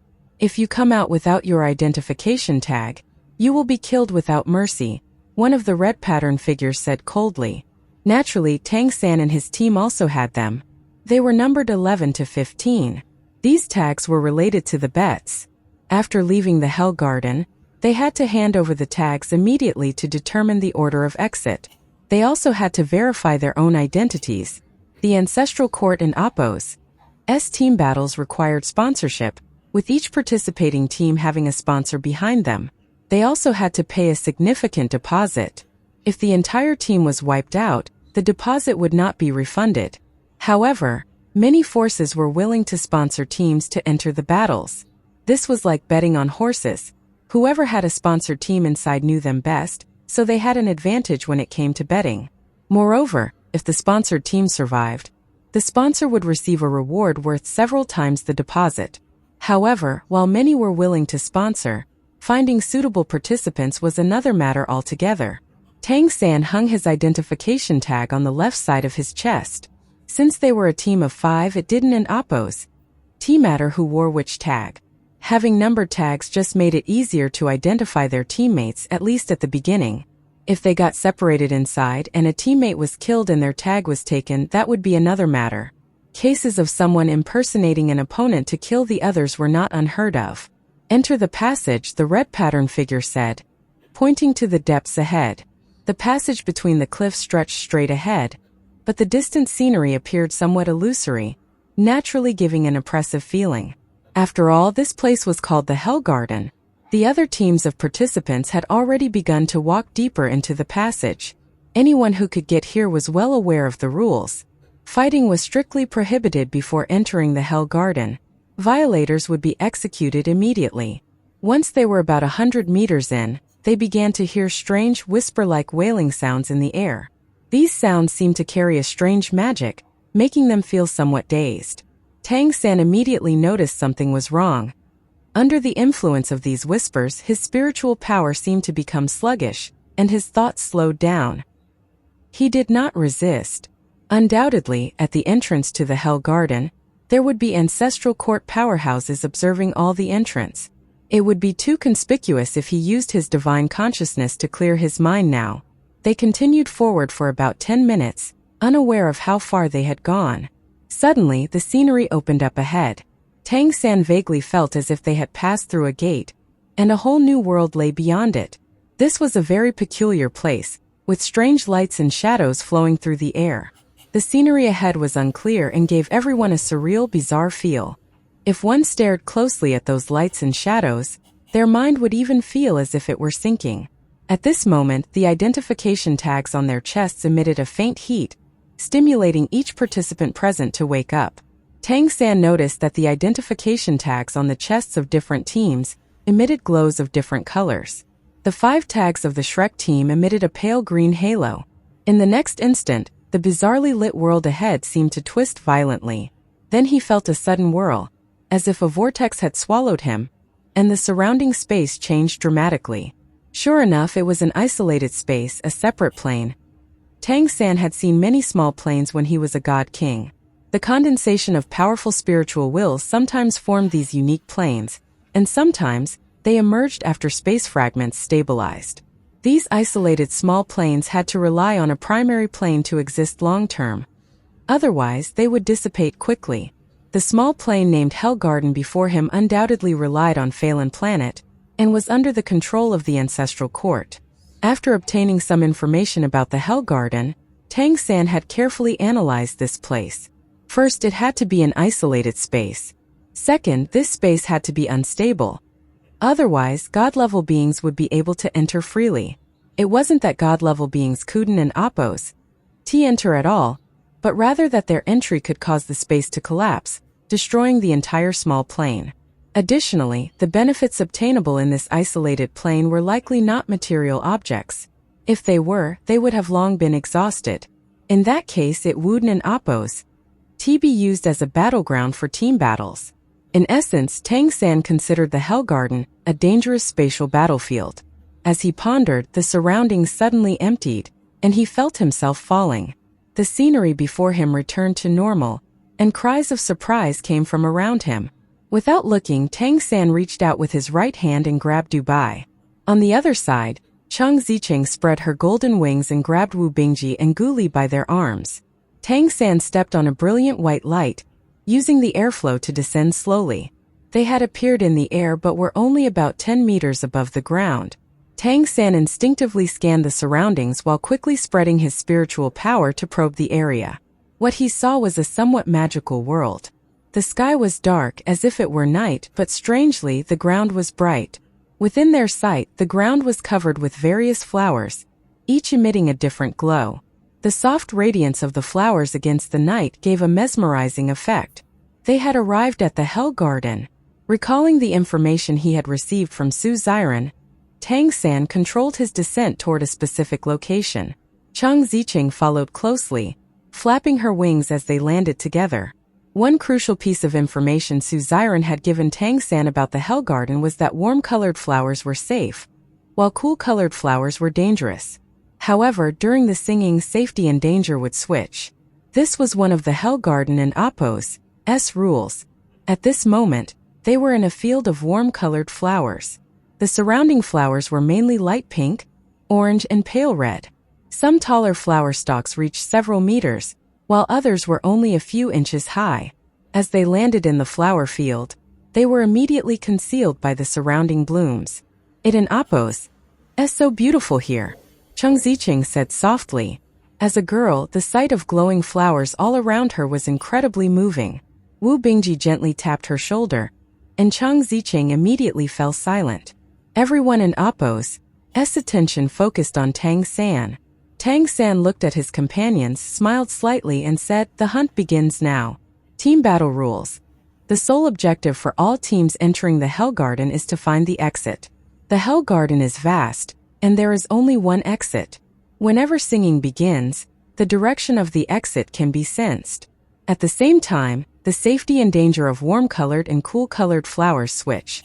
The number of cool-colored flowers increases after each song, and the number of warm-colored flowers decreases. Anyone passing through the area of cool-colored flowers, whether in the sky or on the ground, will be attacked. The Hell Garden opens for a duration equivalent to 7 days in the outside world. The number of times the singing occurs varies, but once all the flowers in the space are cool-colored, the Hell Garden closes and no one can leave. Only half of the entrants can leave. If more than half of the participants reach the exit, some have to be killed to reduce the number to below half before they can exit successfully. The deceased would become nutrients for the Hell Garden. It is said that the Great Beast Fighting Arena chose this location for team battles precisely in order to maintain the integrity of this space. When they were in the air earlier, Tang San had observed that the warm-colored flowers occupied about 2/3 of all the flowers in their field of vision. This meant that, for now, the survival space was the largest. Tang San did not rush to act. Before the first song started, they would not know the direction of the exit or which way they should go. Dubai took out 2 godly Zhuge crossbows, holding them in his hands. These were his weapons. Tang San gently touched a pink flower before him, closed his eyes and silently felt its aura. The first thing he felt was warmth. The aura coming from this flower was warm. That faint warmth gave him a feeling of physical and mental comfort, making him want to sleep or even stay here forever. At the same time, he also felt the goodwill these warm-colored flowers were conveying to him. These flowers seemed to be nurturing a very peculiar energy. This energy wasn't an oppose T of a plant attribute but rather an extraordinary existence that Tang San couldn't and oppose T describe. It had the essence of space and time, but also other indescribable elements were within it. Tang San squatted down to observe the ground. The ground was plain soil, black as ink, just like the sky above. Tang San lightly touched it and immediately withdrew his hand as if he had been shocked. When he touched it, he felt an overwhelming malevolent intent coming from the soil, like a whirlpool trying to devour his spiritual will. Strangely, standing on it with his shoes, he didn't and oppose T feel this. He also sensed a strange energy interaction between the ground and these flowers. It seemed that the flowers were releasing positive energy to counteract the soil and oppose S malevolent intent. Su Xiren's introduction to the Hell Garden was limited to the few rules he had told Tang San. Beyond that, there was nothing more. It was not that he didn't want to tell them more, but that he simply did not know, in spite of the other Horndeer's extensive information network. Even those demons and nymphs who had left the Hell Garden alive could not reveal much information. Or perhaps they hadn't an oppose T truly understood what this place was. Dubai held his godly Zhuge crossbows in both hands, grinning. In a place it an oppose S time to show off my skills. Once I activate my celestial fox vision and use luck to guide us, we and oppose LL be the first team to find the exit. Then we can deal with the stragglers. Perfect. As he spoke, a misty white light appeared in his eyes, and above his head, the shadow of a 3-tailed celestial fox slowly emerged. What he said made sense. What better guide than luck to determine which direction to go? Additionally, luck might lead them through areas with warm-colored flowers, preventing them from encountering cool-colored ones due to the singing. Only Tang San frowned slightly, but he did not stop Dubai. He just watched him intently. As the 3-tailed celestial fox was about to form, Tang San and oppose S pupils suddenly contracted. Just as it was about to take shape, the 3-tailed celestial fox above Dubai and oppose S head suddenly turned from white to black. Immediately following this, a bizarre scene unfolded. The warm-colored flowers around them almost instantly transformed into cool-colored ones.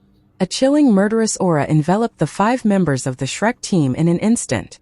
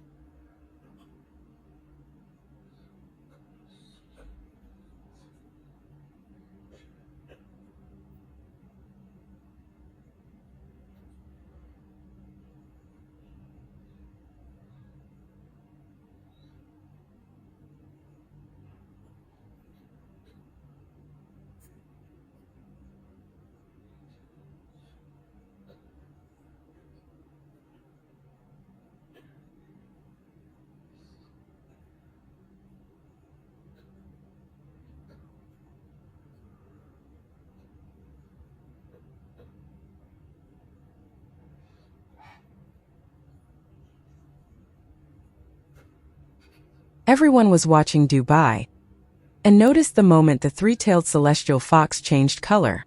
After so many battles together, they had developed a certain level of tacit understanding.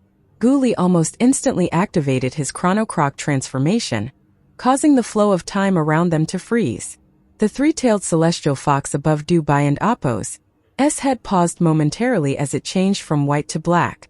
Not yet retracted, Chang Ziqing and Appo's golden rock wings struck Dubai on the back. Purple gold light flickered in Tang San and Appo's eyes, and a mental shock hit Dubai.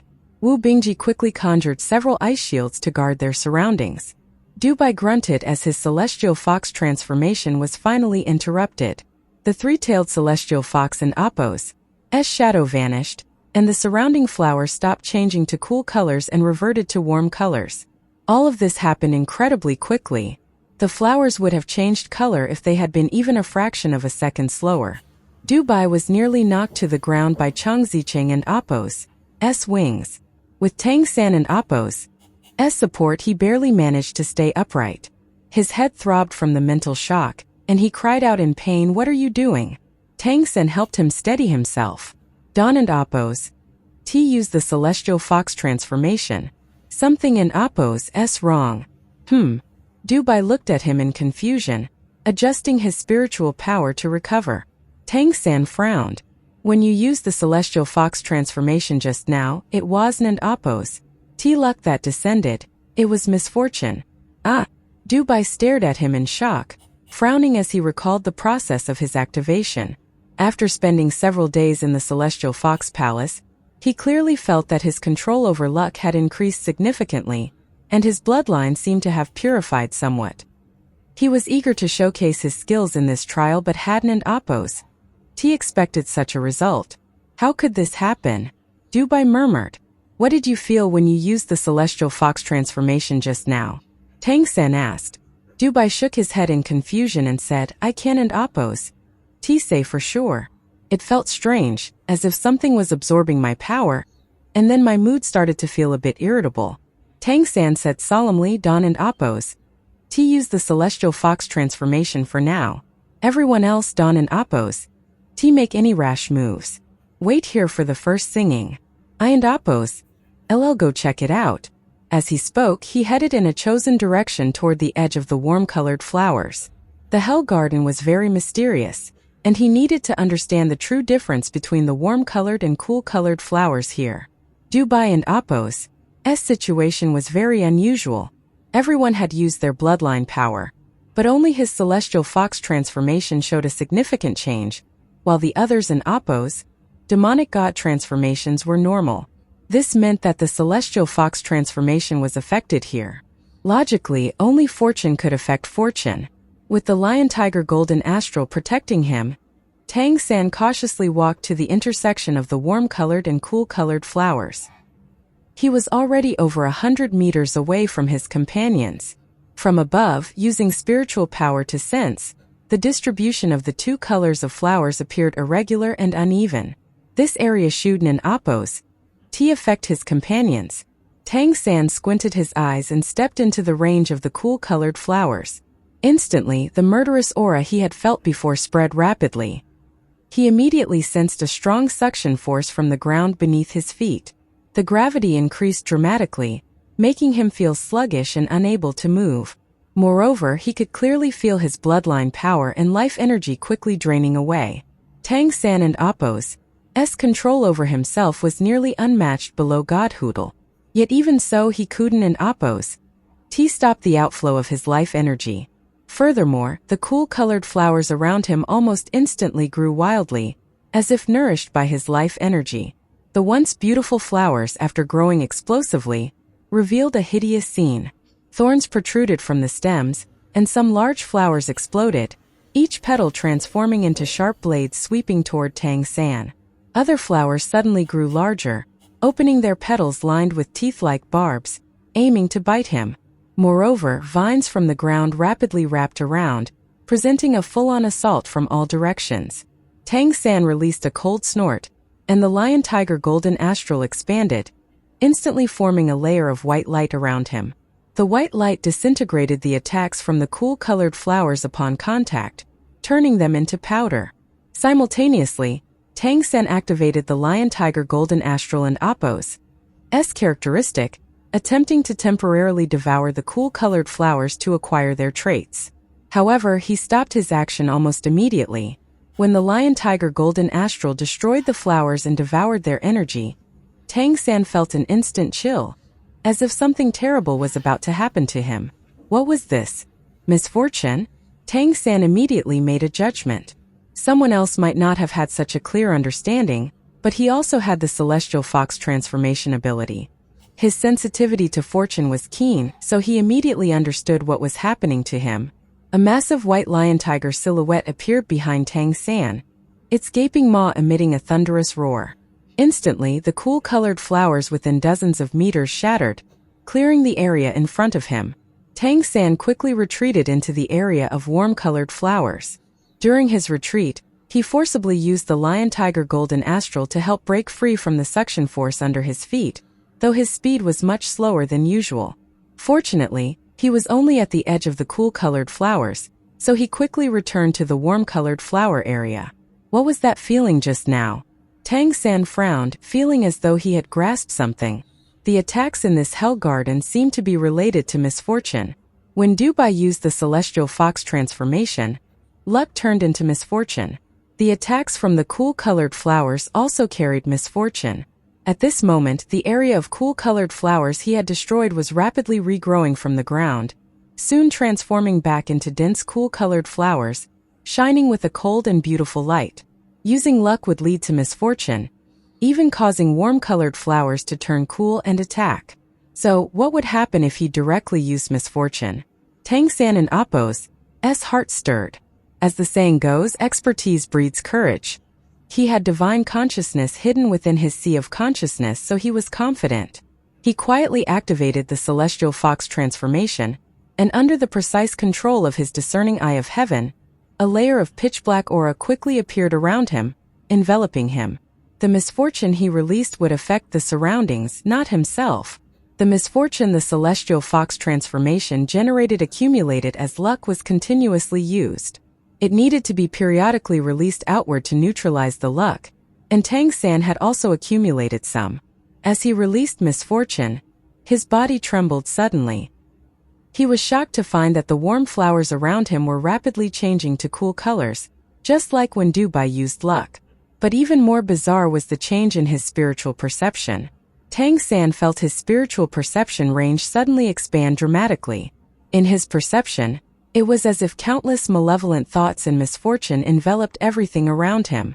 As he released misfortune, his perception rapidly extended over this large area. He even sensed a team several kilometers away, resting among the warm-colored flowers. The endless malevolent intent seemed to exist in a ripple pattern throughout the space, and these ripples were all flowing in one unified direction. His perception stopped there because the flowers around him had turned cool-colored and begun attacking him again.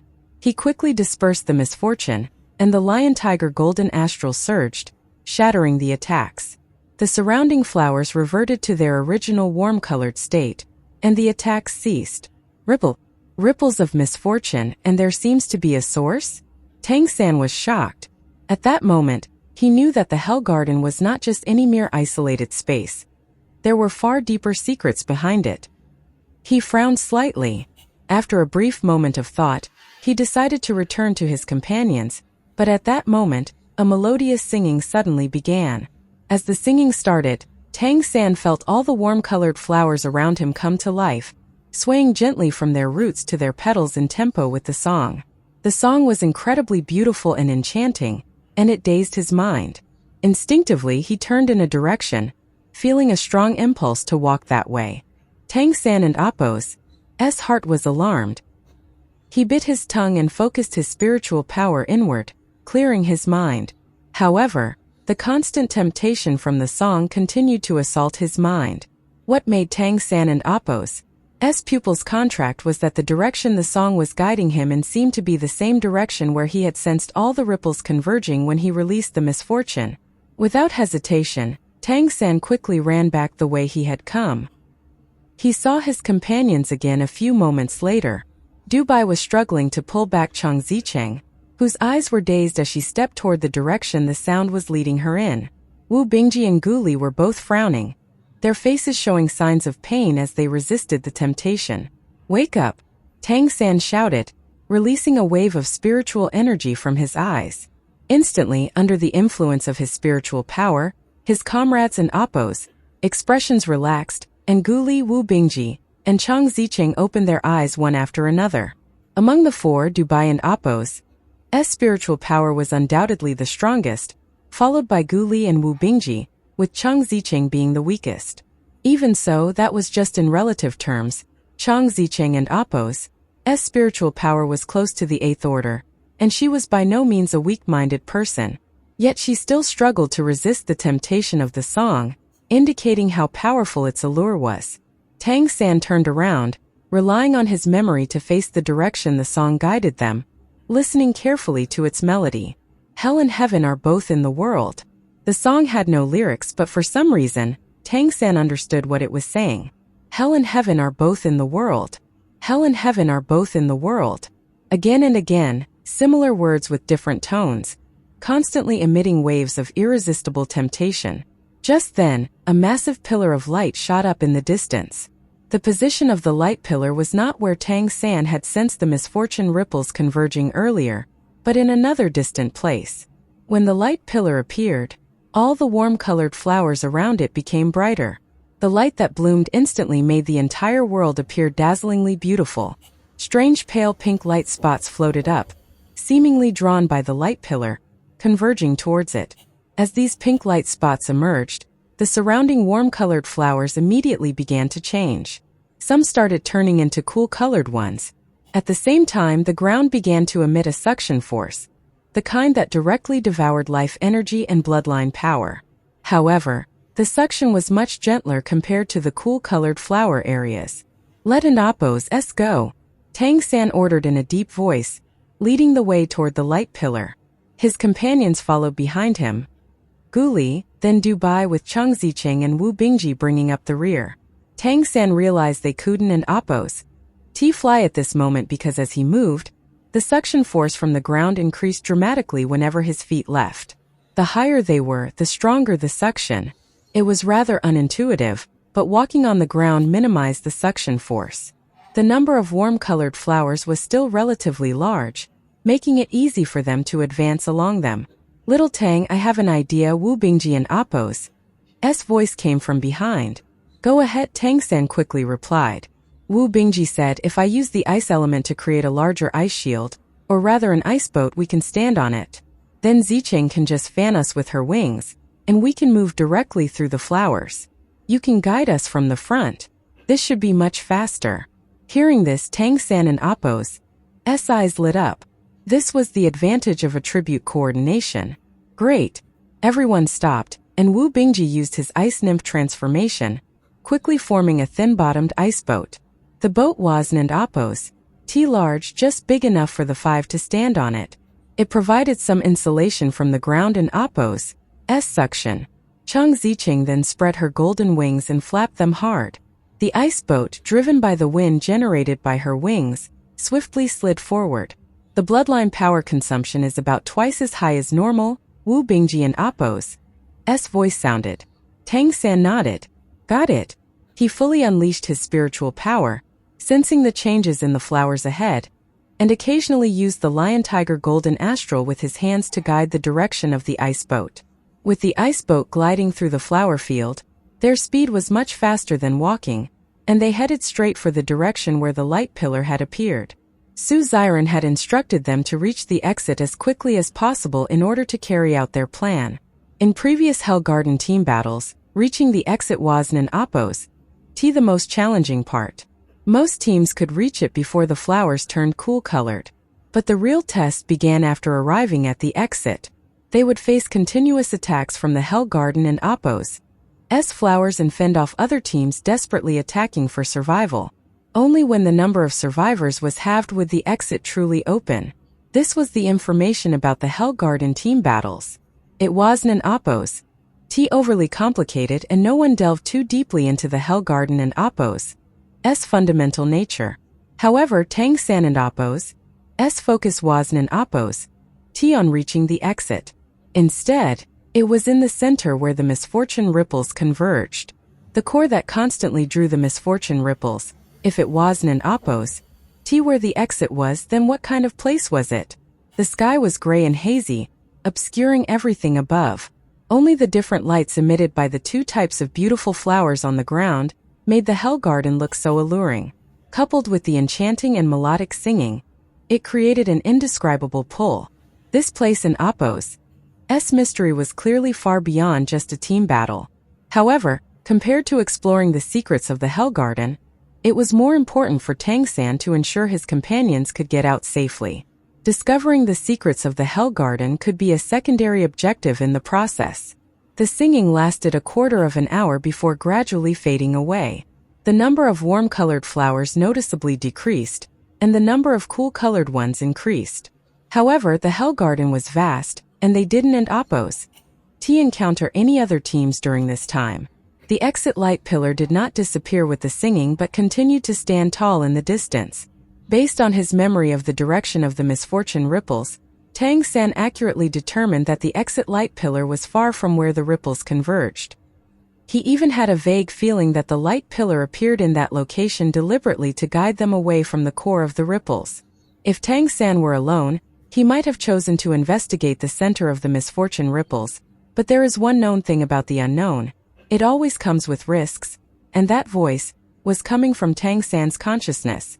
The abrupt voice caused Tang San and Appo's mind to tremble, and he instinctively shouted, "Stop!" Chang Zicheng immediately folded her wings and flapped them in reverse, causing the ice boat to halt abruptly. At the same time, the singing ceased, and the suction from the ground also vanished. "What happened?" Dubai asked. Tang San didn't oppose T answer. At this moment, his expression was somewhat solemn. What was that voice? His spiritual power was not merely of the ninth order. His spirit core had his original divine consciousness as the very foundation. Yet even so, he had been taken by complete surprise by this sudden voice, and the thought of what that might imply was frightening. What was that voice, and where did it come from? Taking a deep breath, Tang San fully activated his spiritual power and sat cross-legged on the ice boat. He traced back the situation when the voice appeared, guiding his thoughts to find the source of the voice. Soon his gaze focused on his storage bracelet. Yes, the voice seemed to be coming from within it. He used his spiritual power to peer into the storage bracelet, and the item stored within quickly appeared in Tang San and Appo's mind. He immediately located the source. A silvery radiance illuminated the entire space inside the storage bracelet. The silver egg with strange patterns was glowing, and the voice seemed to be coming precisely from within the egg. When Tang San had obtained this egg from the Crystal Demon Emperor, he had pondered what it could be. He had also carefully studied and investigated it but found nothing. His spiritual power couldn't oppose T penetrate it, and he was also worried that the Crystal Demon Emperor might have left something inside, so he didn't oppose T dare to probe it with his divine consciousness. And now the egg was actually talking to him. A sense of fear unconsciously lingered in his heart. If this egg was attached to a sliver of the Crystal Demon Emperor and Appo's divine consciousness, it would be a massive problem for him. Namely, it would mean everything he did was under the constant watch of the Crystal Demon Emperor. The latter could dispose of him whenever, and at his level, there was no way he could contend with the Demon Emperor. At that moment the voice sounded again. Tang San tentatively sent his thoughts toward the crystal egg. "Your Majesty, this is merely residual consciousness. You don and oppose T need to overthink it. I left it there mainly for the egg and Appo's incubation because it can sense the right conditions for the egg to hatch. You must follow its guidance. The moment the egg hatches, the remains of my consciousness will naturally disappear." It seemed to see through Tang San and Appo's worries. He hadn't put his question into words, yet the Crystal Demon Emperor's consciousness had predicted it and taken the initiative to answer. Tang San furrowed his brow. Would it really disappear after the egg hatched? And for that matter, what was it that was going to hatch? And once it hatched, would it prove to be a boon or would it bring a disaster to him? Of course he didn't oppose T think abandoning this crystal egg would solve anything. If he did, The Crystal Demon Emperor would likely appear before him the moment he left the Hell Garden and take his life. Facing this peerless powerhouse, he didn't oppose. To even have the possibility of resistance. What to do was quite apparent. If he couldn't oppose, to refuse, he could only comply and take it one step at a time. No matter how strong a newly hatched life form couldn't oppose, to be stronger than him with his divine consciousness, right? Moreover, judging from the 2 tokens the Crystal Demon Emperor had given him back then, it didn't oppose. T seemed like he intended to take Tang San's life. In fact, since he had entrusted Tang San with the egg, it seemed that he was intent on keeping Tang San safe, at least until the egg hatched. Tang San stood up and turned to his companions. I have a feeling. Do you trust me? Of course. Dubai was the first to respond. His trust in Tang San was unconditional. Without Tang San, he would probably still be stuck at the Third Order. Wu Bingji said, naturally we trust you. Without you we wouldn't oppose. To have come this far. If we went to the great beast fighting arena without you, we would have died there long ago. Just tell us what you oppose. Rethinking and we'll go from there. Gu Li and Cheng Ziqing also nodded. They had never seen Tang San look so serious. Tang San said solemnly, I can sense that there are some extraordinary things in this place. So, I want to take this opportunity to explore. Actually, there oppose. Something I haven oppose. T told you. I reached the summit of Crystal Sacred Mountain, and I met the Crystal Demon Emperor. Ah! Gu Li looked at him in shock. Having climbed Crystal Sacred Mountain himself, he knew how difficult it was. Tang San nodded to him and said, I climbed to the top and met the Crystal Demon Emperor. I gained his recognition and received 2 tokens from him. One is his crystal mirror and the other is... His storage bracelet flashed as he spoke, and he held the silver glowing crystal egg in his hands. The silver crystal egg emitted a faint glow. Tang San held it in his hands and it seemed that the Hell Garden Oppo's environment made the egg Oppo's glow more pronounced than outside. The Crystal Demon Emperor asked me to protect this egg and help it hatch. Just now I felt its will. It seems there is an opportunity for it to hatch here in the Hell Garden. He didn't oppose. T mentioned the residual thought of the Crystal Demon Emperor, fearing it would scare his companions. So you oppose planning to hatch it? Wu Bingji asked softly. Tang San nodded and said, This is the Crystal Demon Emperor oppo's order. He deliberately emphasized this part. Everyone exchanged glances, naturally understanding what the issue was. Then let oppose go, Wu Bingji said without hesitation. We can oppose. T split up, we have to stay together. Whatever you say we do. Tang San was silent momentarily before saying in a serious tone, Eldest brother, thank you for your trust. Don oppose, T worry, I will do everything possible to ensure everyone oppo's safety and that we all leave here unharmed. Wu Bingji smiled slightly and said, Why wouldn't oppose? T we trust you? All along you oppose. We always been thinking of us. We are a team, and mutual trust is the foundation of everything. Since we need to go, let oppose not waste time. Alright. Let oppose change direction. Let oppose go.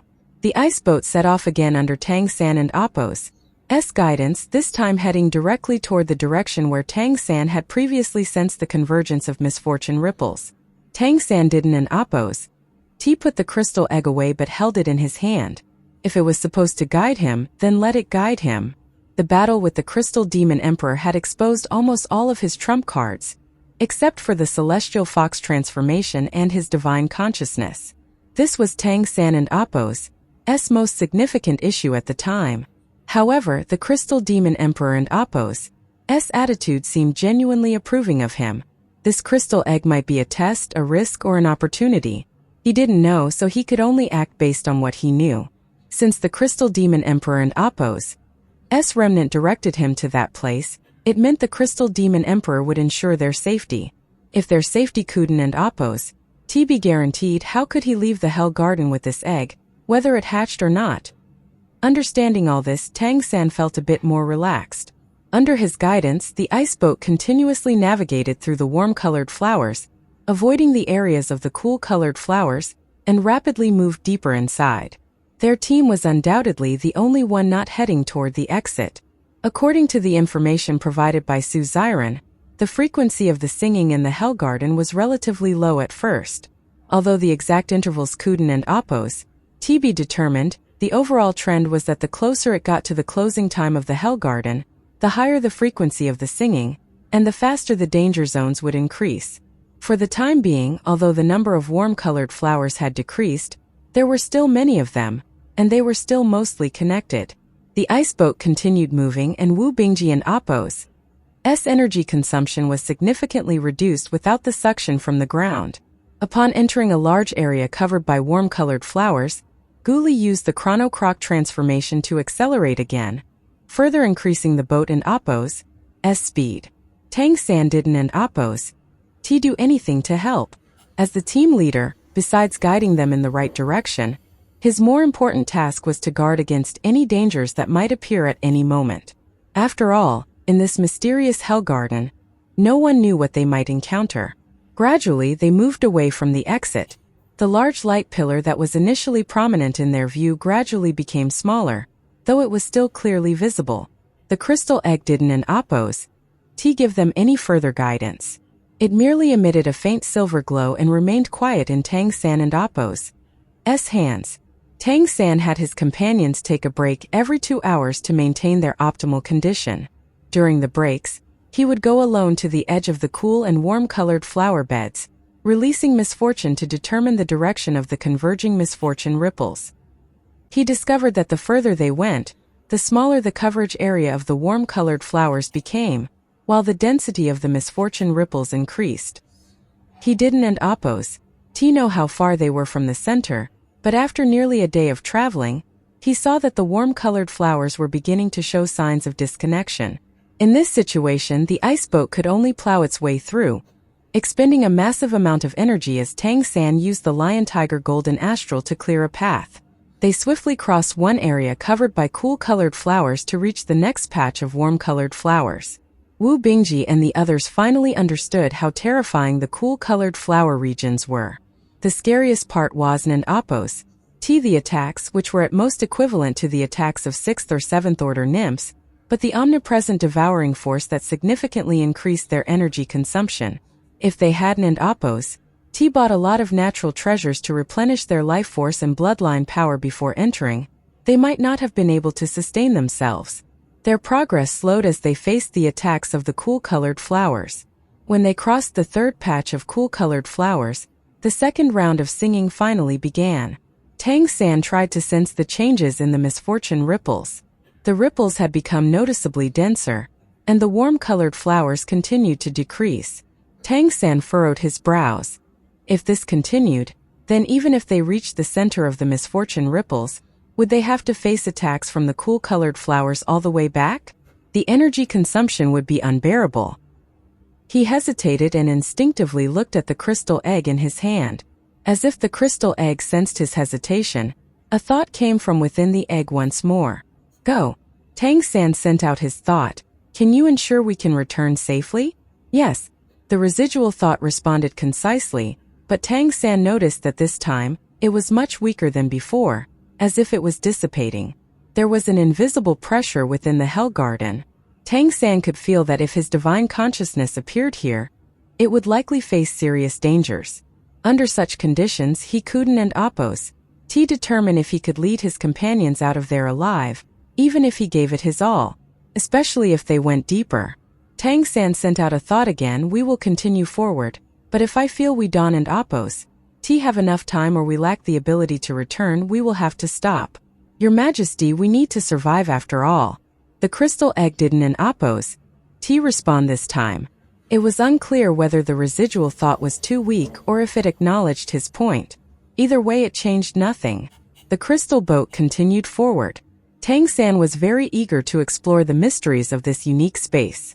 He had Cheng Ziqing accelerate to full speed, Wu Bingji maintain the ice boat, and Guli fully activate time acceleration to speed up their progress as much as possible. When breaking through the areas of cool-colored flowers, Tang San activated the Lion Tiger Golden Astral to a greater extent, protecting his companions and minimizing their energy consumption. Although his own consumption increased, the regenerative nature of the mysterious heaven technique allowed him to recover quickly enough. The light pillar representing the exit had become just a thin line in the distance when the singing echoed for the third time. For every kilometer they advanced, they had to cross a few hundred meters of cool-colored flower beds. Progress was becoming increasingly difficult.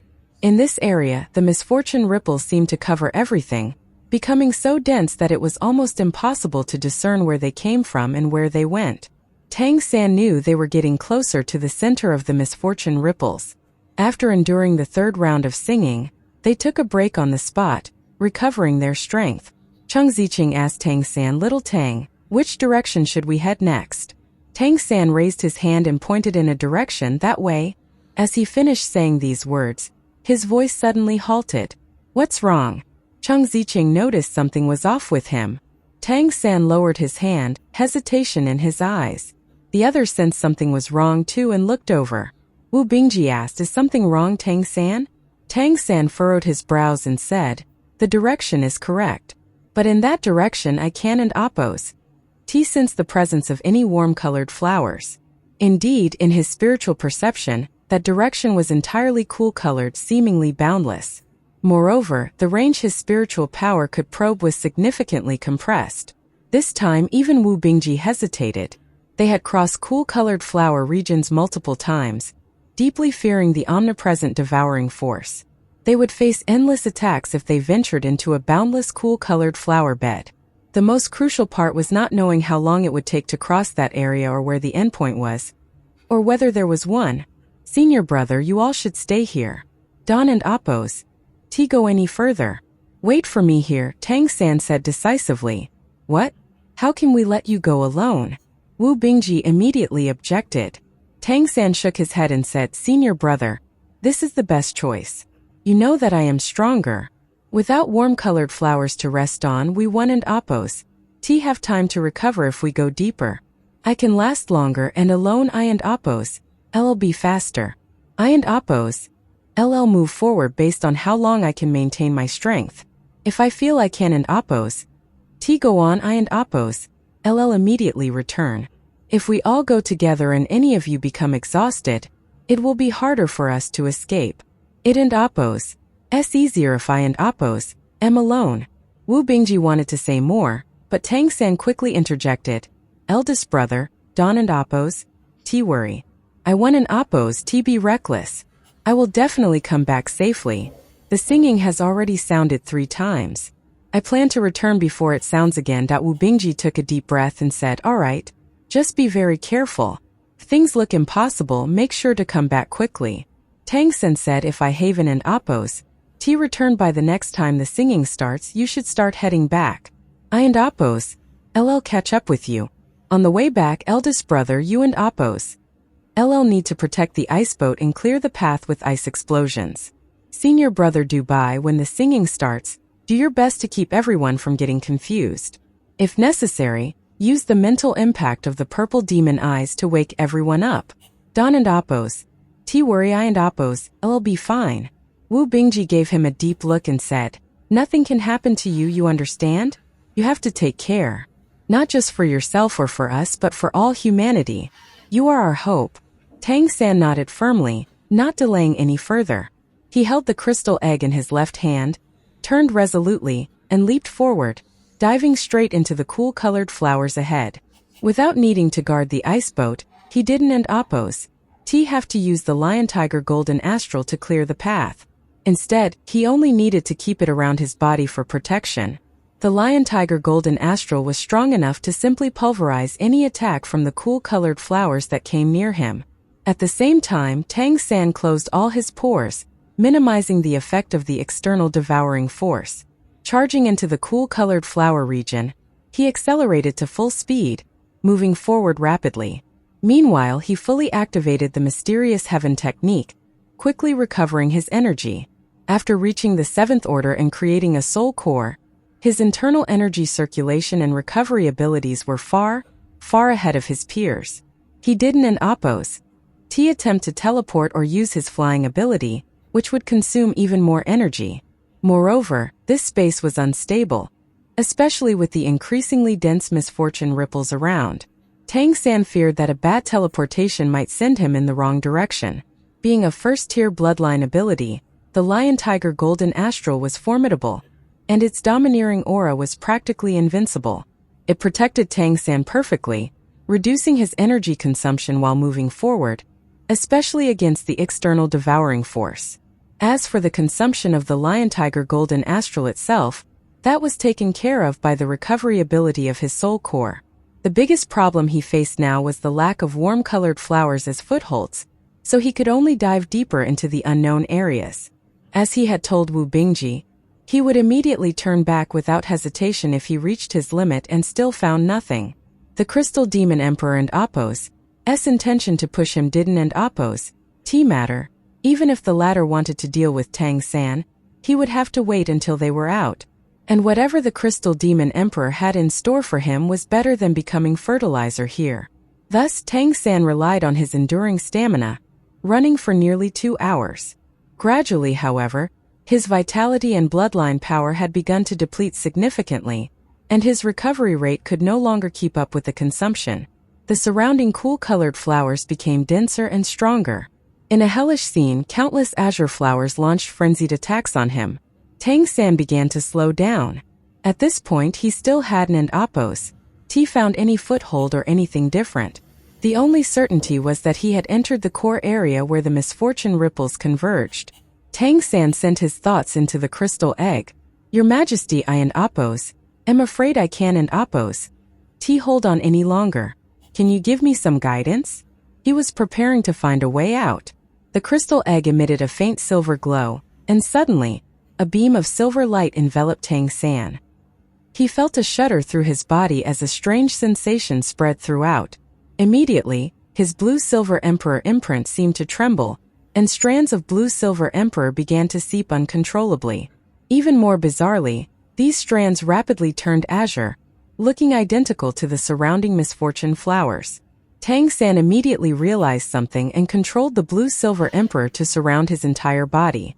As expected, the attacks from the surrounding cool-colored flowers quickly decreased until they disappeared. Finally, Tang San had a moment to catch his breath. He attempted to retract his Lion-Tiger Golden Astral, and the hostility from the surroundings vanished. At this moment, surrounded by the blue-silver emperor, he seemed to have become part of the surroundings. Even more bizarre, Tang San felt that his blue-silver emperor imprint was absorbing the energy from the cool-colored flowers in the surrounding air, undergoing some strange changes. What? Is this what I think it is? It seemed that this egg had granted him an ability. It was likely just temporary, but that was irrelevant.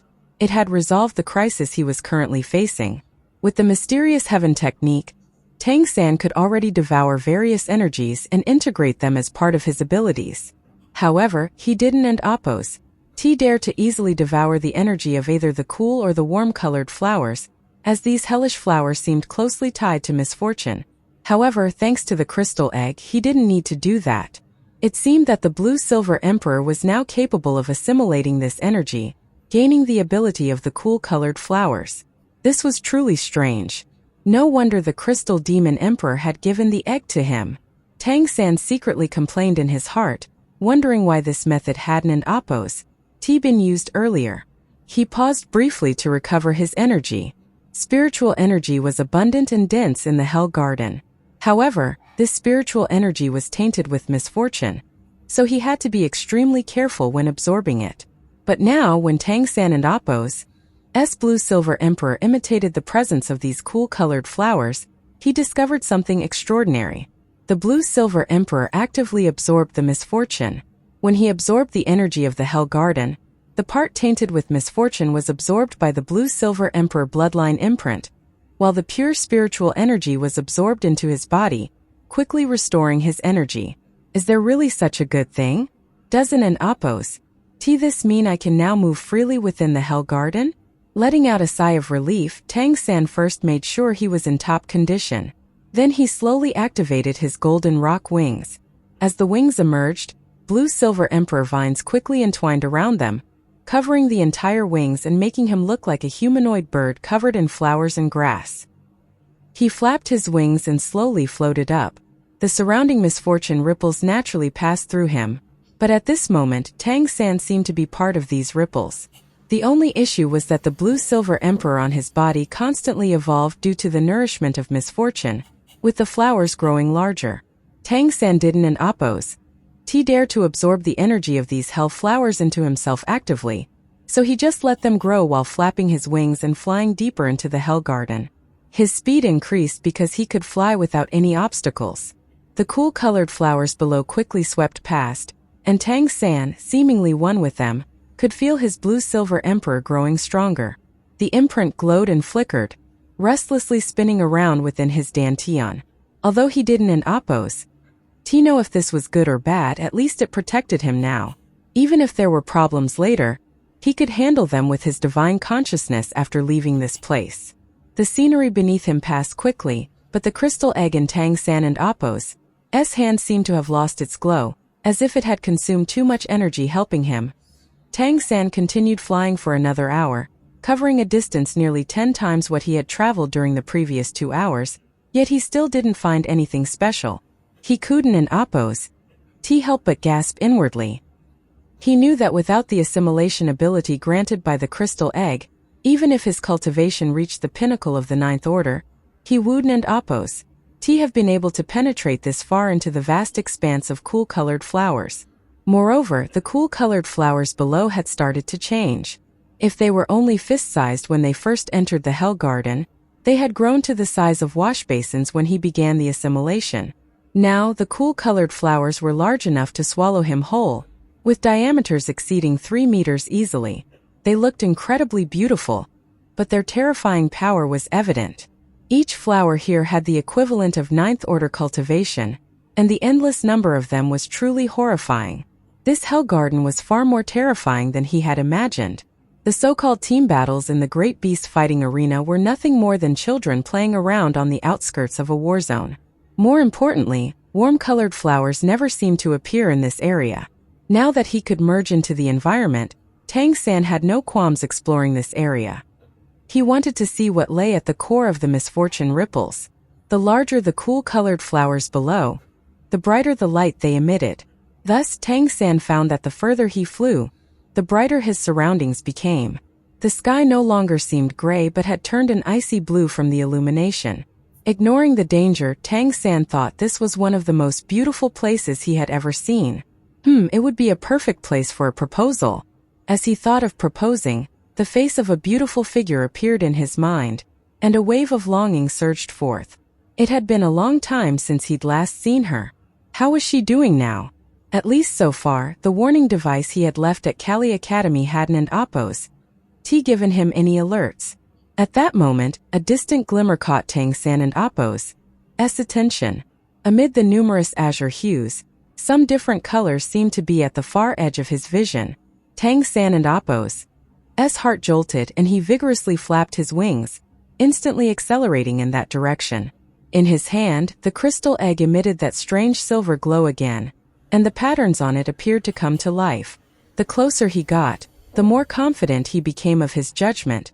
The area ahead of him was no longer azure but white. A soft white glow gently radiated outward. As he got closer, Tang San could faintly see that it was still a sea of flowers, but this time white. Each white flower emitted a holy aura, and at the center of these white flowers was an enormous blossom.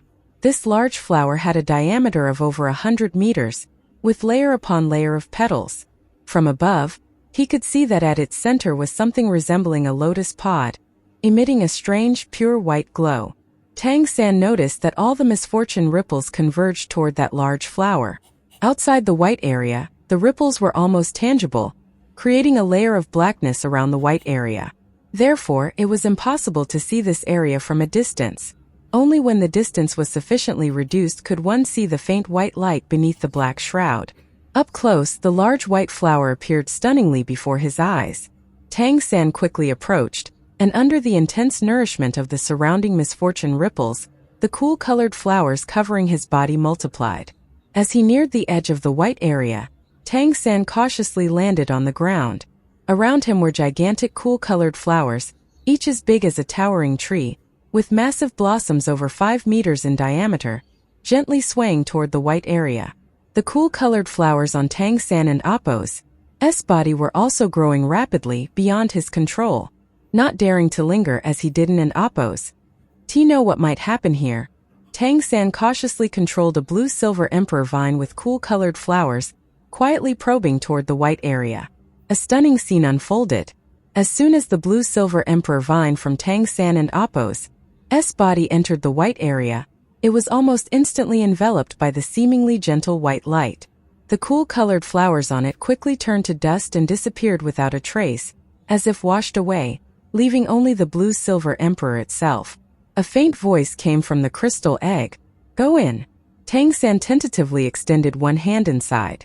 Immediately, the blue-silver emperor wrapped around his arm went through the same transformation, with the cool-colored flowers quickly disappearing and leaving only his arm and the blue-silver emperor.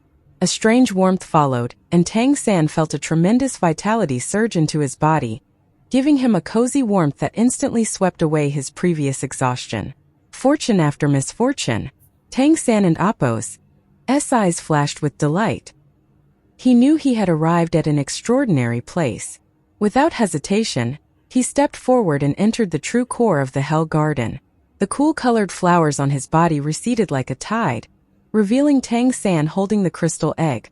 The feeling of warmth washing over his entire body was indescribably pleasant, like taking a hot bath when utterly exhausted, soothing every part of him. Vitality, bloodline power, and spiritual energy had all fully recovered to their peak at this moment. The crystal egg in his hands was now emitting a dazzling silver light. Tang San could feel the immense suction force from the egg, which was absorbing the surrounding life energy like a vortex and frantically devouring it. However, the life force seemed endless in this strange world filled with pure white flowers. No matter how much it was devoured, it did not appear to decrease in the slightest. Tang San now vaguely understood the meaning of the earlier song, "Hell and heaven both exist in the human world." If the outside world was hell, the world before him seemed like heaven. Strange light flowed through the air. Tang San cautiously touched one of the flowers beside him. Immediately, a strong life force emanated from it, and more intriguingly, he felt a familiar aura. Luck. In fact, the luck here was so abundant that the imprint of the discerning eye of heaven within Tang San began to shine brightly. Almost instantly, signs of evolution appeared. "Go up." The crystal egg sent another thought, interrupting Tang San and Appo's revelry. Tang San looked up at the gigantic flower before him, took a deep breath and leaped into the air. The closer he got to the large flower, the more he felt a soothing comfort throughout his body. Suddenly, a phantom appeared behind him, his celestial fox transformation. The three-tailed fox instantly grew a fourth tail. The dense luck energy surged in, giving Tang San a refreshing and comfortable feeling. A faint sound came from the crystal egg, but in the next moment, the voice completely disappeared. Tang San felt as if something within the crystal egg had been entirely extinguished. With his keen perception, Tang San sensed that the crystal demon emperor and Appo's consciousness had just disappeared. This realization allowed him to relax. The Hell Garden was a unique and strange space where divine power was severely restricted. This meant that even if the crystal demon emperor had left a sliver of his consciousness in the crystal egg, it couldn't and Appo's convey messages to the crystal demon emperor from this realm. And now that the remnant consciousness had vanished entirely, whatever it had sensed about Tang San, the crystal demon emperor would never know. Four-tailed celestial fox? Did the celestial fox transformation just advance to the seventh order? Damn, I should have brought Dubai along. The 100-meter white flower and Appo's petals were gently pulsating. In his heart, Tang San silently named it the Heavenly Bloom. It was a stunning flower, seemingly filled with all the world and Appo's goodness. At the center of the Heavenly Bloom was a platform about 5 meters in diameter resembling a lotus pod, with light golden protrusions emitting a strange radiance. Tang San knew this was where the crystal egg needed to go. He floated down toward the center.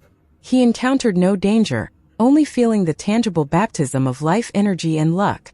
His celestial fox transformation power grew every moment, and even his other bloodline imprints rapidly grew stronger. This was the powerful combination of luck and life energy.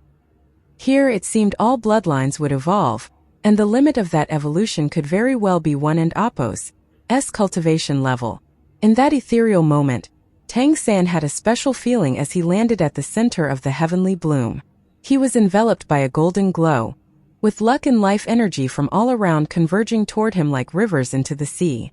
The crystal egg in his hand frantically absorbed this energy, as did Tang San himself. Apart from the celestial fox transformation, all his other imprints rapidly evolved. The limit was, of course, his own cultivation. The lion-tiger transformation remained at the peak of the 8th order, unable to advance further but becoming more refined. The imprints below the 8th order were evolving toward it, and those already at the 8th order were advancing toward its peak. The life energy here was so dense that it nourished his body as well, and even his divine consciousness. Tang San clearly felt his spiritual power was frantically absorbing external energy, feeding it back to his divine consciousness, and allowing his divine consciousness to recover many times faster than before.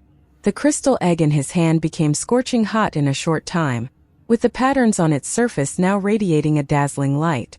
Tang San looked down at the heart of the heavenly bloom beneath his feet. This was undoubtedly the most terrifying natural treasure in this isolated plane, if not in the entire world. It had golden protrusions that looked like seeds. Tang San squatted down trying to take one, but as he reached out, a sudden intense palpitation stopped him.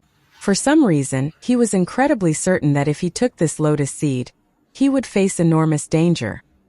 His celestial fox transformation had just advanced to the 7th order, and his premonition of danger had naturally improved. Coupled with the perception brought by his divine consciousness, he immediately stopped his action. The heart of the heavenly bloom contained 18 golden lotus seeds. Tang San did not take any but instead placed the crystal egg in the center of the flower and Appo's heart. At this moment, the heavenly bloom suddenly started to shake. The entire flower quivered, making Tang San feel dizzy and disoriented. Immediately afterward, a melodious song began, and Tang San felt as if someone was singing right next to his ear. To his shock, the song was actually produced by the huge petals of the heavenly bloom rubbing against each other. Hell and heaven both exist in the human world. Hell and heaven both exist in the human world. With each song repetition, the surrounding life energy and fortune instantly became more intense. What surprised Tang San even more was that he suddenly noticed white light spots gradually forming in the air above the heavenly bloom. These white light spots slowly took shape, turning into white jade-like stones, then gently floated up into the sky. Tang San shivered from the very core of his being. With just one glance he recognized the stones and Appo's appearance and felt their aura.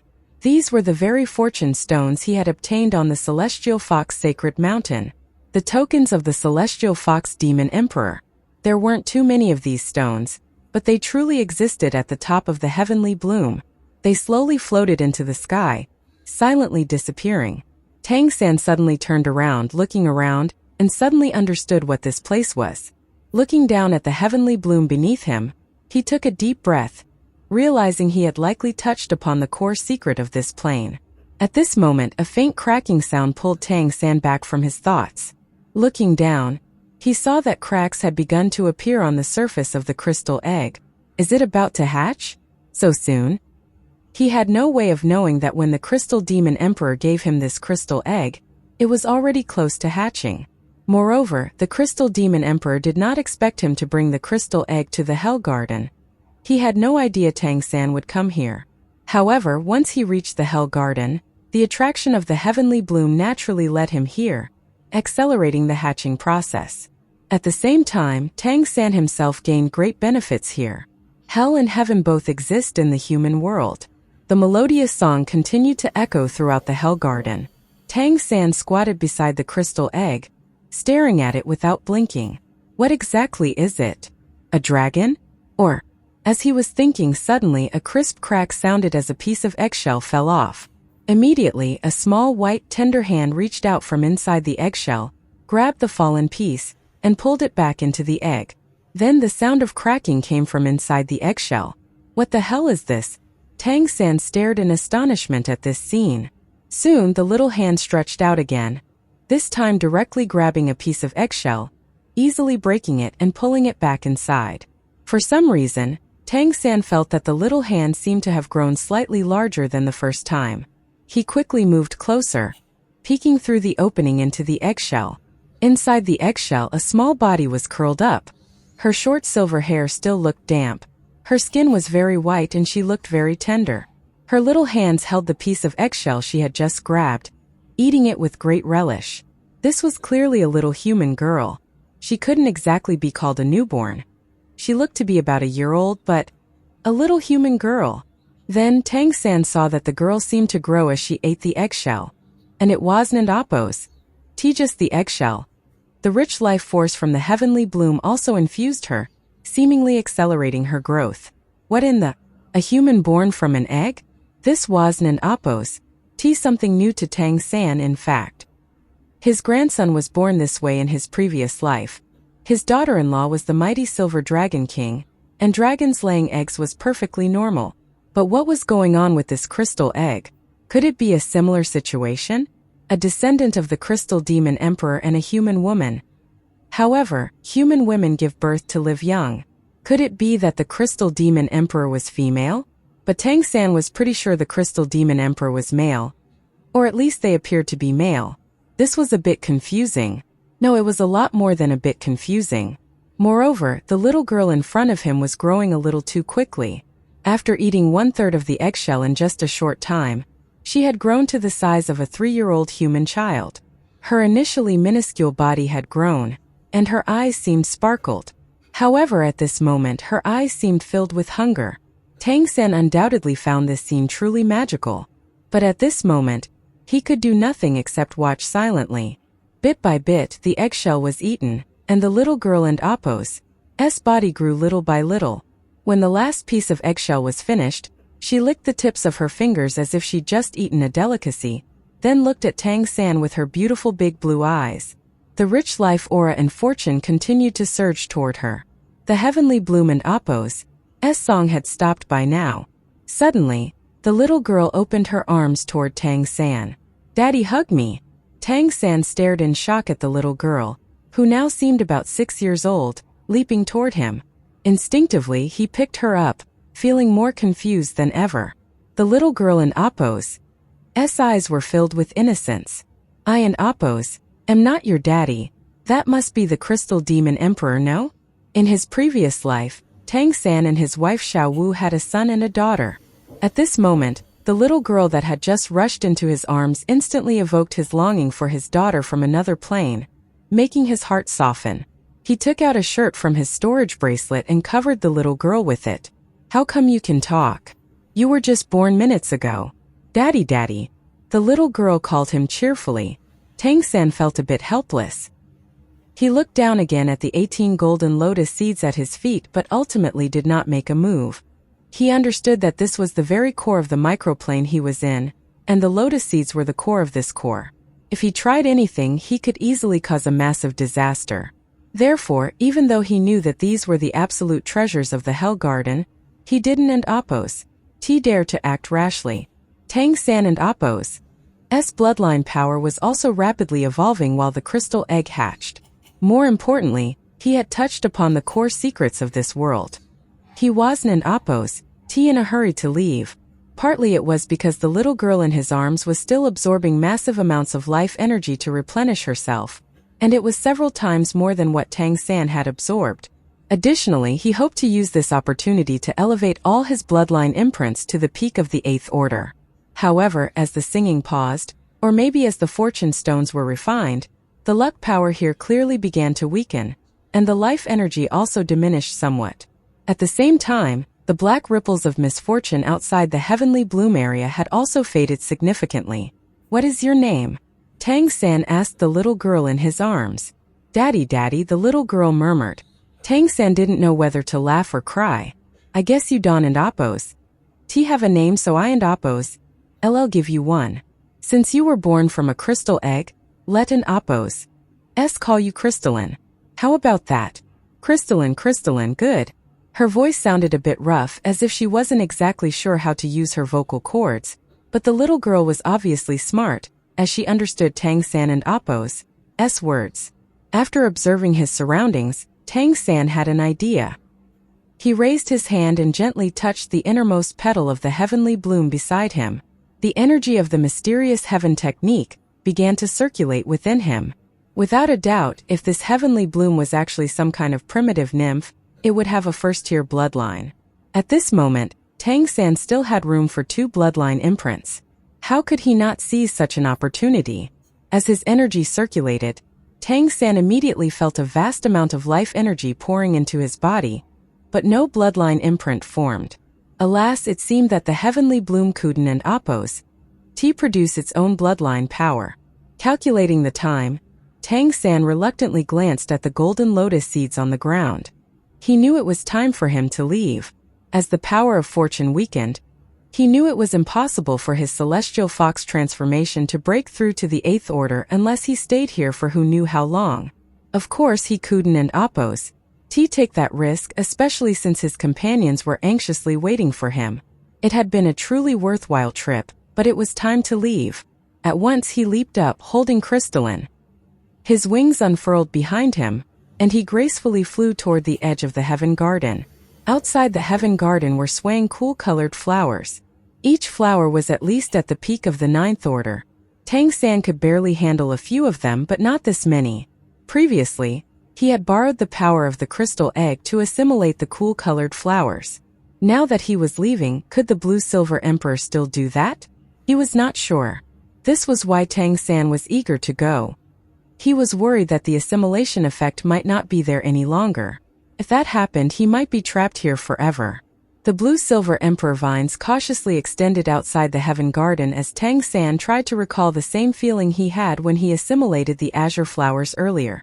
Fortunately, the assimilation effect hadn't and Appos disappeared. One by one, azure flowers began to appear on the Blue-Silver Emperor. But at that moment, a strange sensation spread through Tang San and Appos' body. He felt as if 2 forces suddenly surged in and converged within him. Intense misfortune, malice, and negative emotions surged through the Blue-Silver Emperor vines from the Hell Garden, while luck and life energy also poured in from the Heaven Garden. Behind Tang San, the 4-tailed celestial fox with its 4 tails emerged, and intense luck fluctuations spread almost instantly. Strangely, the 4-tailed celestial fox and Appos' shadow behind Tang San changed color almost immediately, with one half turning black and the other half turning white.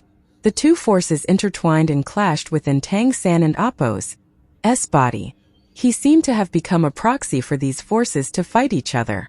This situation hadn't and Appos' occurred when he first entered the Heaven Garden because he had come from the Hell Garden and hadn't and Appos' yet been imbued with the Heaven Garden and Appos' aura.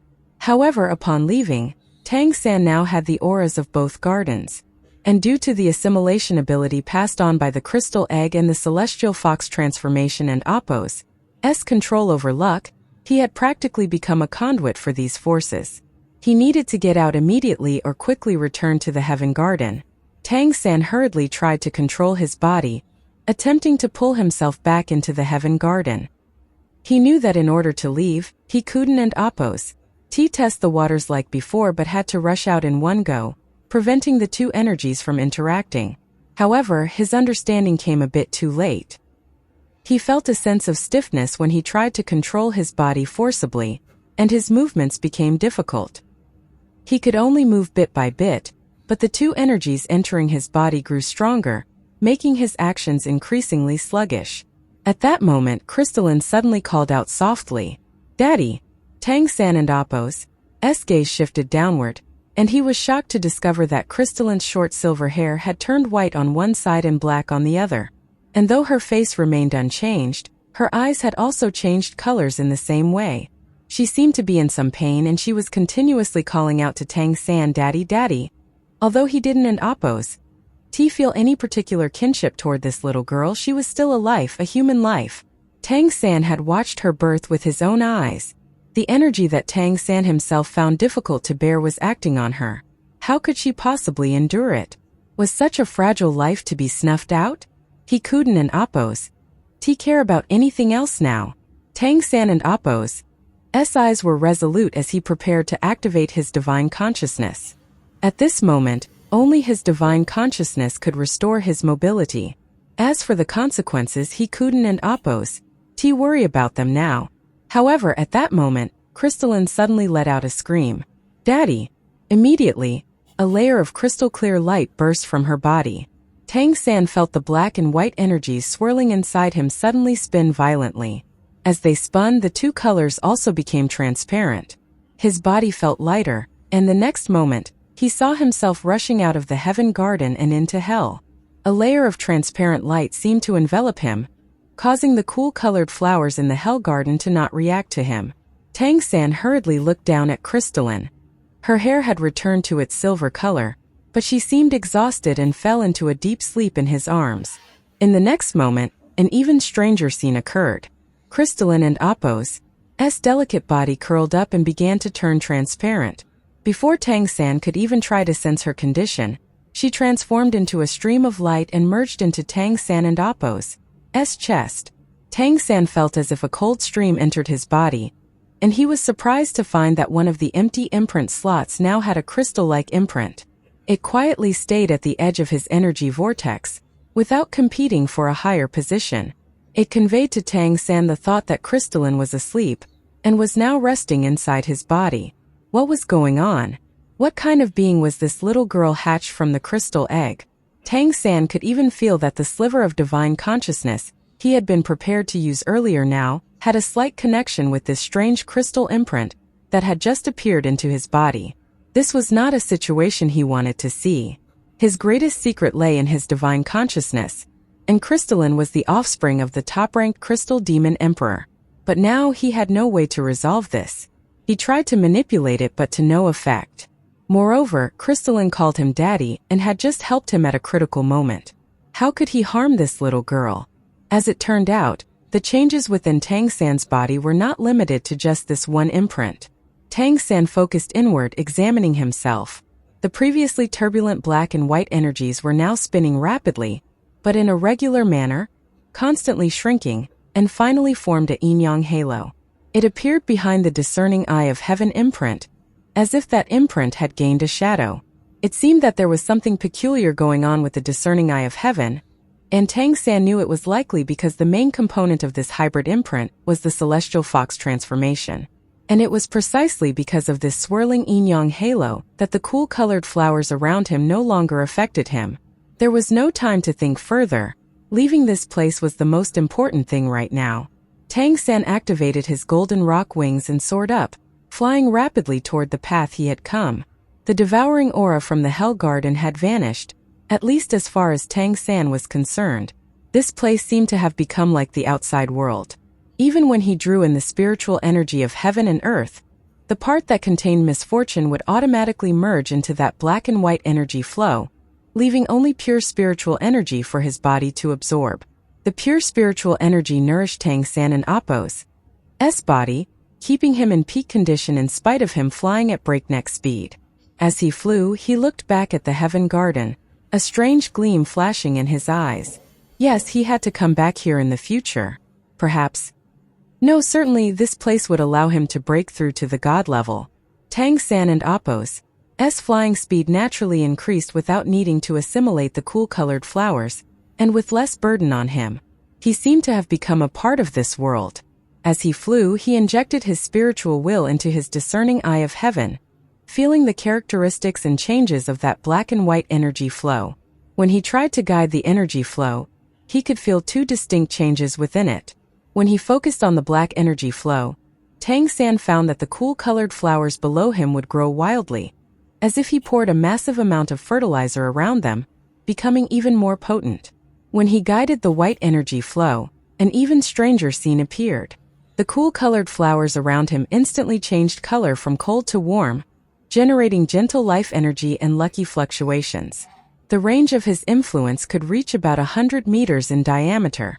Yes, Tang San was sure that through a series of coincidences and with Crystalline and Appo's help, he had somehow endowed the discerning eye of heaven imprint with the domain type ability.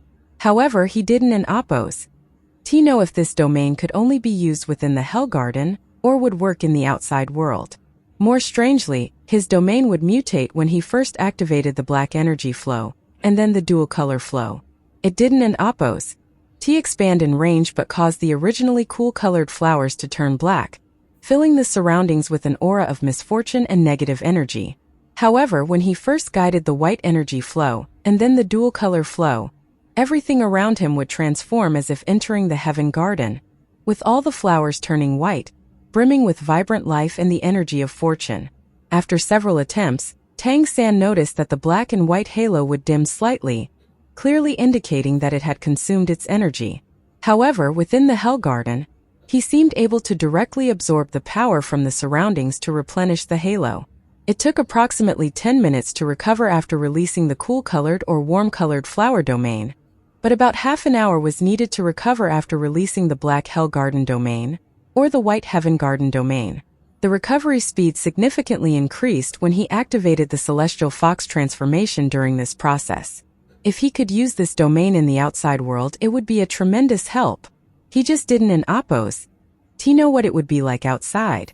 This was indeed an unexpected boon. Tang San continued to test his newly acquired domain, while flying forward rapidly.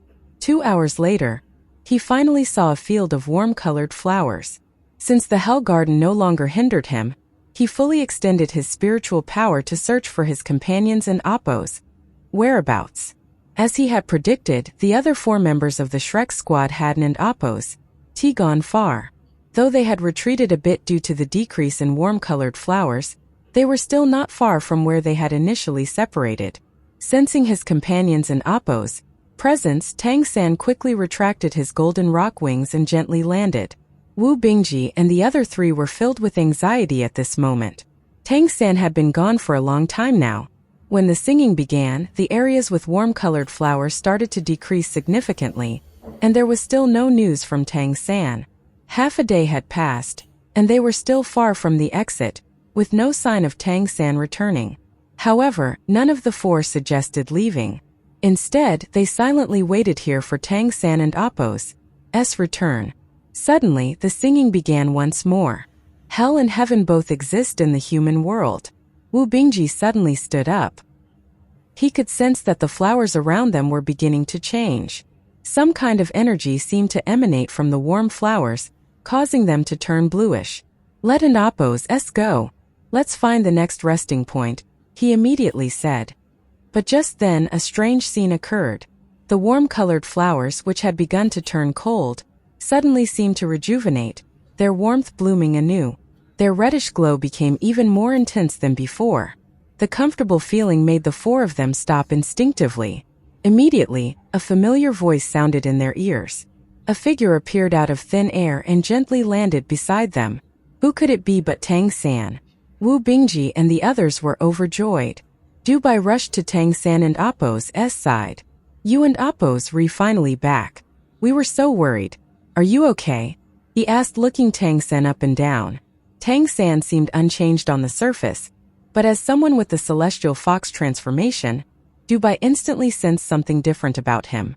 In Dubai and Appos' eyes, Tang San seemed to have become somewhat ethereal, with an aura of transcendence. Tang San glanced at the distant exit light pillar and said, Let and Appos' talk while we walk. We don and Appos' have much time. Wu Bingji nodded and said, Then I and Appos' use ice. Tang San interrupted him, No need, eldest brother, just follow me. As Tang San spoke, he placed his right hand on Dubai and Appos' shoulder. Dubai was about to say something when he suddenly felt a strange energy surge into his body, bringing an indescribable comfort. His blood seemed to warm, heating every cell in his body, causing him to moan involuntarily. The white shadow of a 3-tailed celestial fox emerged from above Dubai and Appos' head. In midair, the 3 long tails swayed gently. The fox emitted a soft glow which was clearly growing stronger.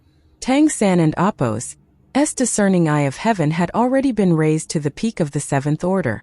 Although it hadn't Appos' reached the 8th order, he had absorbed a large amount of luck power from the Heaven Garden.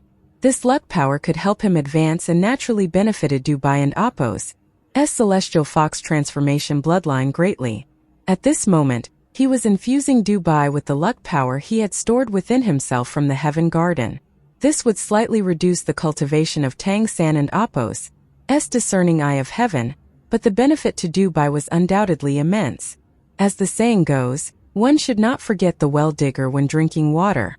Without Dubai, Tang San Wuden and Appos' T have gained the powerful celestial fox transformation.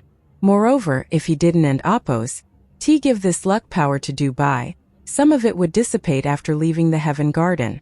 The luck power surged, causing the black and white imprint of the discerning eye of heaven in Tang San and Oppo's dantian to spin violently. The surrounding flowers changed colors strangely. Now they were blue, now they were red. But even when they were cool-colored, they didn't and Oppo's T show any intention of attacking the Shrek squad. A burst of white light brightened, and a fourth tail suddenly emerged from the celestial fox behind Dubai and Oppo's head, swaying in the air with the other three. Under Tang San and Oppo's infusion of luck, Dubai and Oppo's celestial fox transformation was forcibly elevated to the 7th order, the four-tailed celestial fox level. Dubai and Oppo's whole figure seemed to become more upright. His eyes turned bright and clear, shimmering with black and white light. If the 6th order celestial fox transformation was able to detect, produce, and control misfortune, then the 7th order four-tailed celestial fox was able to harmonize fortune and misfortune, these ethereal and indefinite yet omnipresent energies. In other words, from the four-tail level, the celestial fox clan members had some ability to protect themselves. Little Tang San pointed in the direction of the distant exit, leading everyone to set off together. As they moved quickly, he explained to his companions, in the depths of this hell garden, there and Oppo's another garden that I think should be called the Heaven Garden. The flowers guarding it are all of the 9th order. I was fortunate to enter the Heaven Garden. It contains a vast amount of luck power, and I brought some out which I and Oppo's given to you. Also, I gained some opportunities there, and I now have a unique power that affects the flowers in the Hell Garden. Prevents them from attacking me. That and Oppo's more or less the situation. He briefly recounted his experiences without going into detail, as some things were hard to explain. Fortunately, Crystalline had transformed into an imprint and was sleeping inside him. Otherwise, just explaining the issue of Crystalline would be quite troublesome. How could he explain to his comrades the reason he had returned with a daughter? According to their plan decided upon with the Etherhorn Merchant Association, they were to wait for an opportunity at the exit. The strongest team in this team battle had been bribed by the merchant convoy and would clear obstacles for them. Then they would swap their badges with another group, effectively changing their identities upon departure. That group had no background to speak of, and they would no longer be bothered by anyone. This operation sounded simple, but without the Etherhorn Merchant Association and Oppo's strong financial backing, it would be simply impossible. It was only because of Tang San and Oppo's group and Oppo's relationship with the Array Master, which provided sufficient value, that the Etherhorn Merchant Association considered it worthwhile. However, they had been delayed for a long time, and he didn't and Oppo's know what the situation at the exit was now. Tang San and Oppo's original plan was to take this opportunity to hunt down some strong demon clan members participating in the team battle, and see if there were any suitable imprints for himself. He had 8 imprint slots but only 6 imprints. However, due to the discovery of the Heaven Garden, they had ended up wasting too much time. He had intended to add just 1 imprint and leave 1 slot empty, but the slot he had intended to use for an additional ability was now occupied by Crystalline. He also tried to activate the imprint where Crystalline resided to see if the little girl could provide him with abilities like his other imprints. But it didn't and Oppo's work. Crystalline seemed to be an imprint while she slept there, but he couldn't control or affect her in any way. Tang San didn't and Oppo's dare to push his luck too much, so he decided to leave things as they were for now. What Tang San didn't tell his companions was that he had uncovered the core secret of the Hell Garden, which in turn was a clue to a secret concerning the entire demon continent. With his current strength, if the top powerhouses of the demon and nymph races discovered he had discovered this secret, even 10 lives wouldn't suffice. Therefore, leaving here as discreetly as possible was the best choice. This garden, where hell and heaven coexisted in the human world, had already sparked countless possibilities in Tang San and Oppo's mind. As the cool-colored flowers around them naturally turned warm-colored as they passed by, transmitting only warmth and abundant natural energy to them, the group couldn't and Oppo's help but show expressions of amazement. This once dangerous world seemed to have truly become Tang San and Oppo's own garden. Have you become the master of this place? Do Bai Kuden and Appos, T help but ask. Tang San gestured at him to keep quiet and said, remember after we leave, Don and Appos, T tell anyone about this. Only the few of us should know. This Hell Garden likely involves a major secret of the ancestral court, but I and Appos am still only speculating. No one must know that we ventured deep into it. Wu Bingji nodded and said, Tang San, you Don and Appos, T need to tell us what you found. Just Don and Appos, T say anything. If we Don and Appos, T know we can't tell others. When you think we need to know, you can tell us. Tang San looked at his eldest senior brother. In his eyes, Tang San saw trust, absolute trust.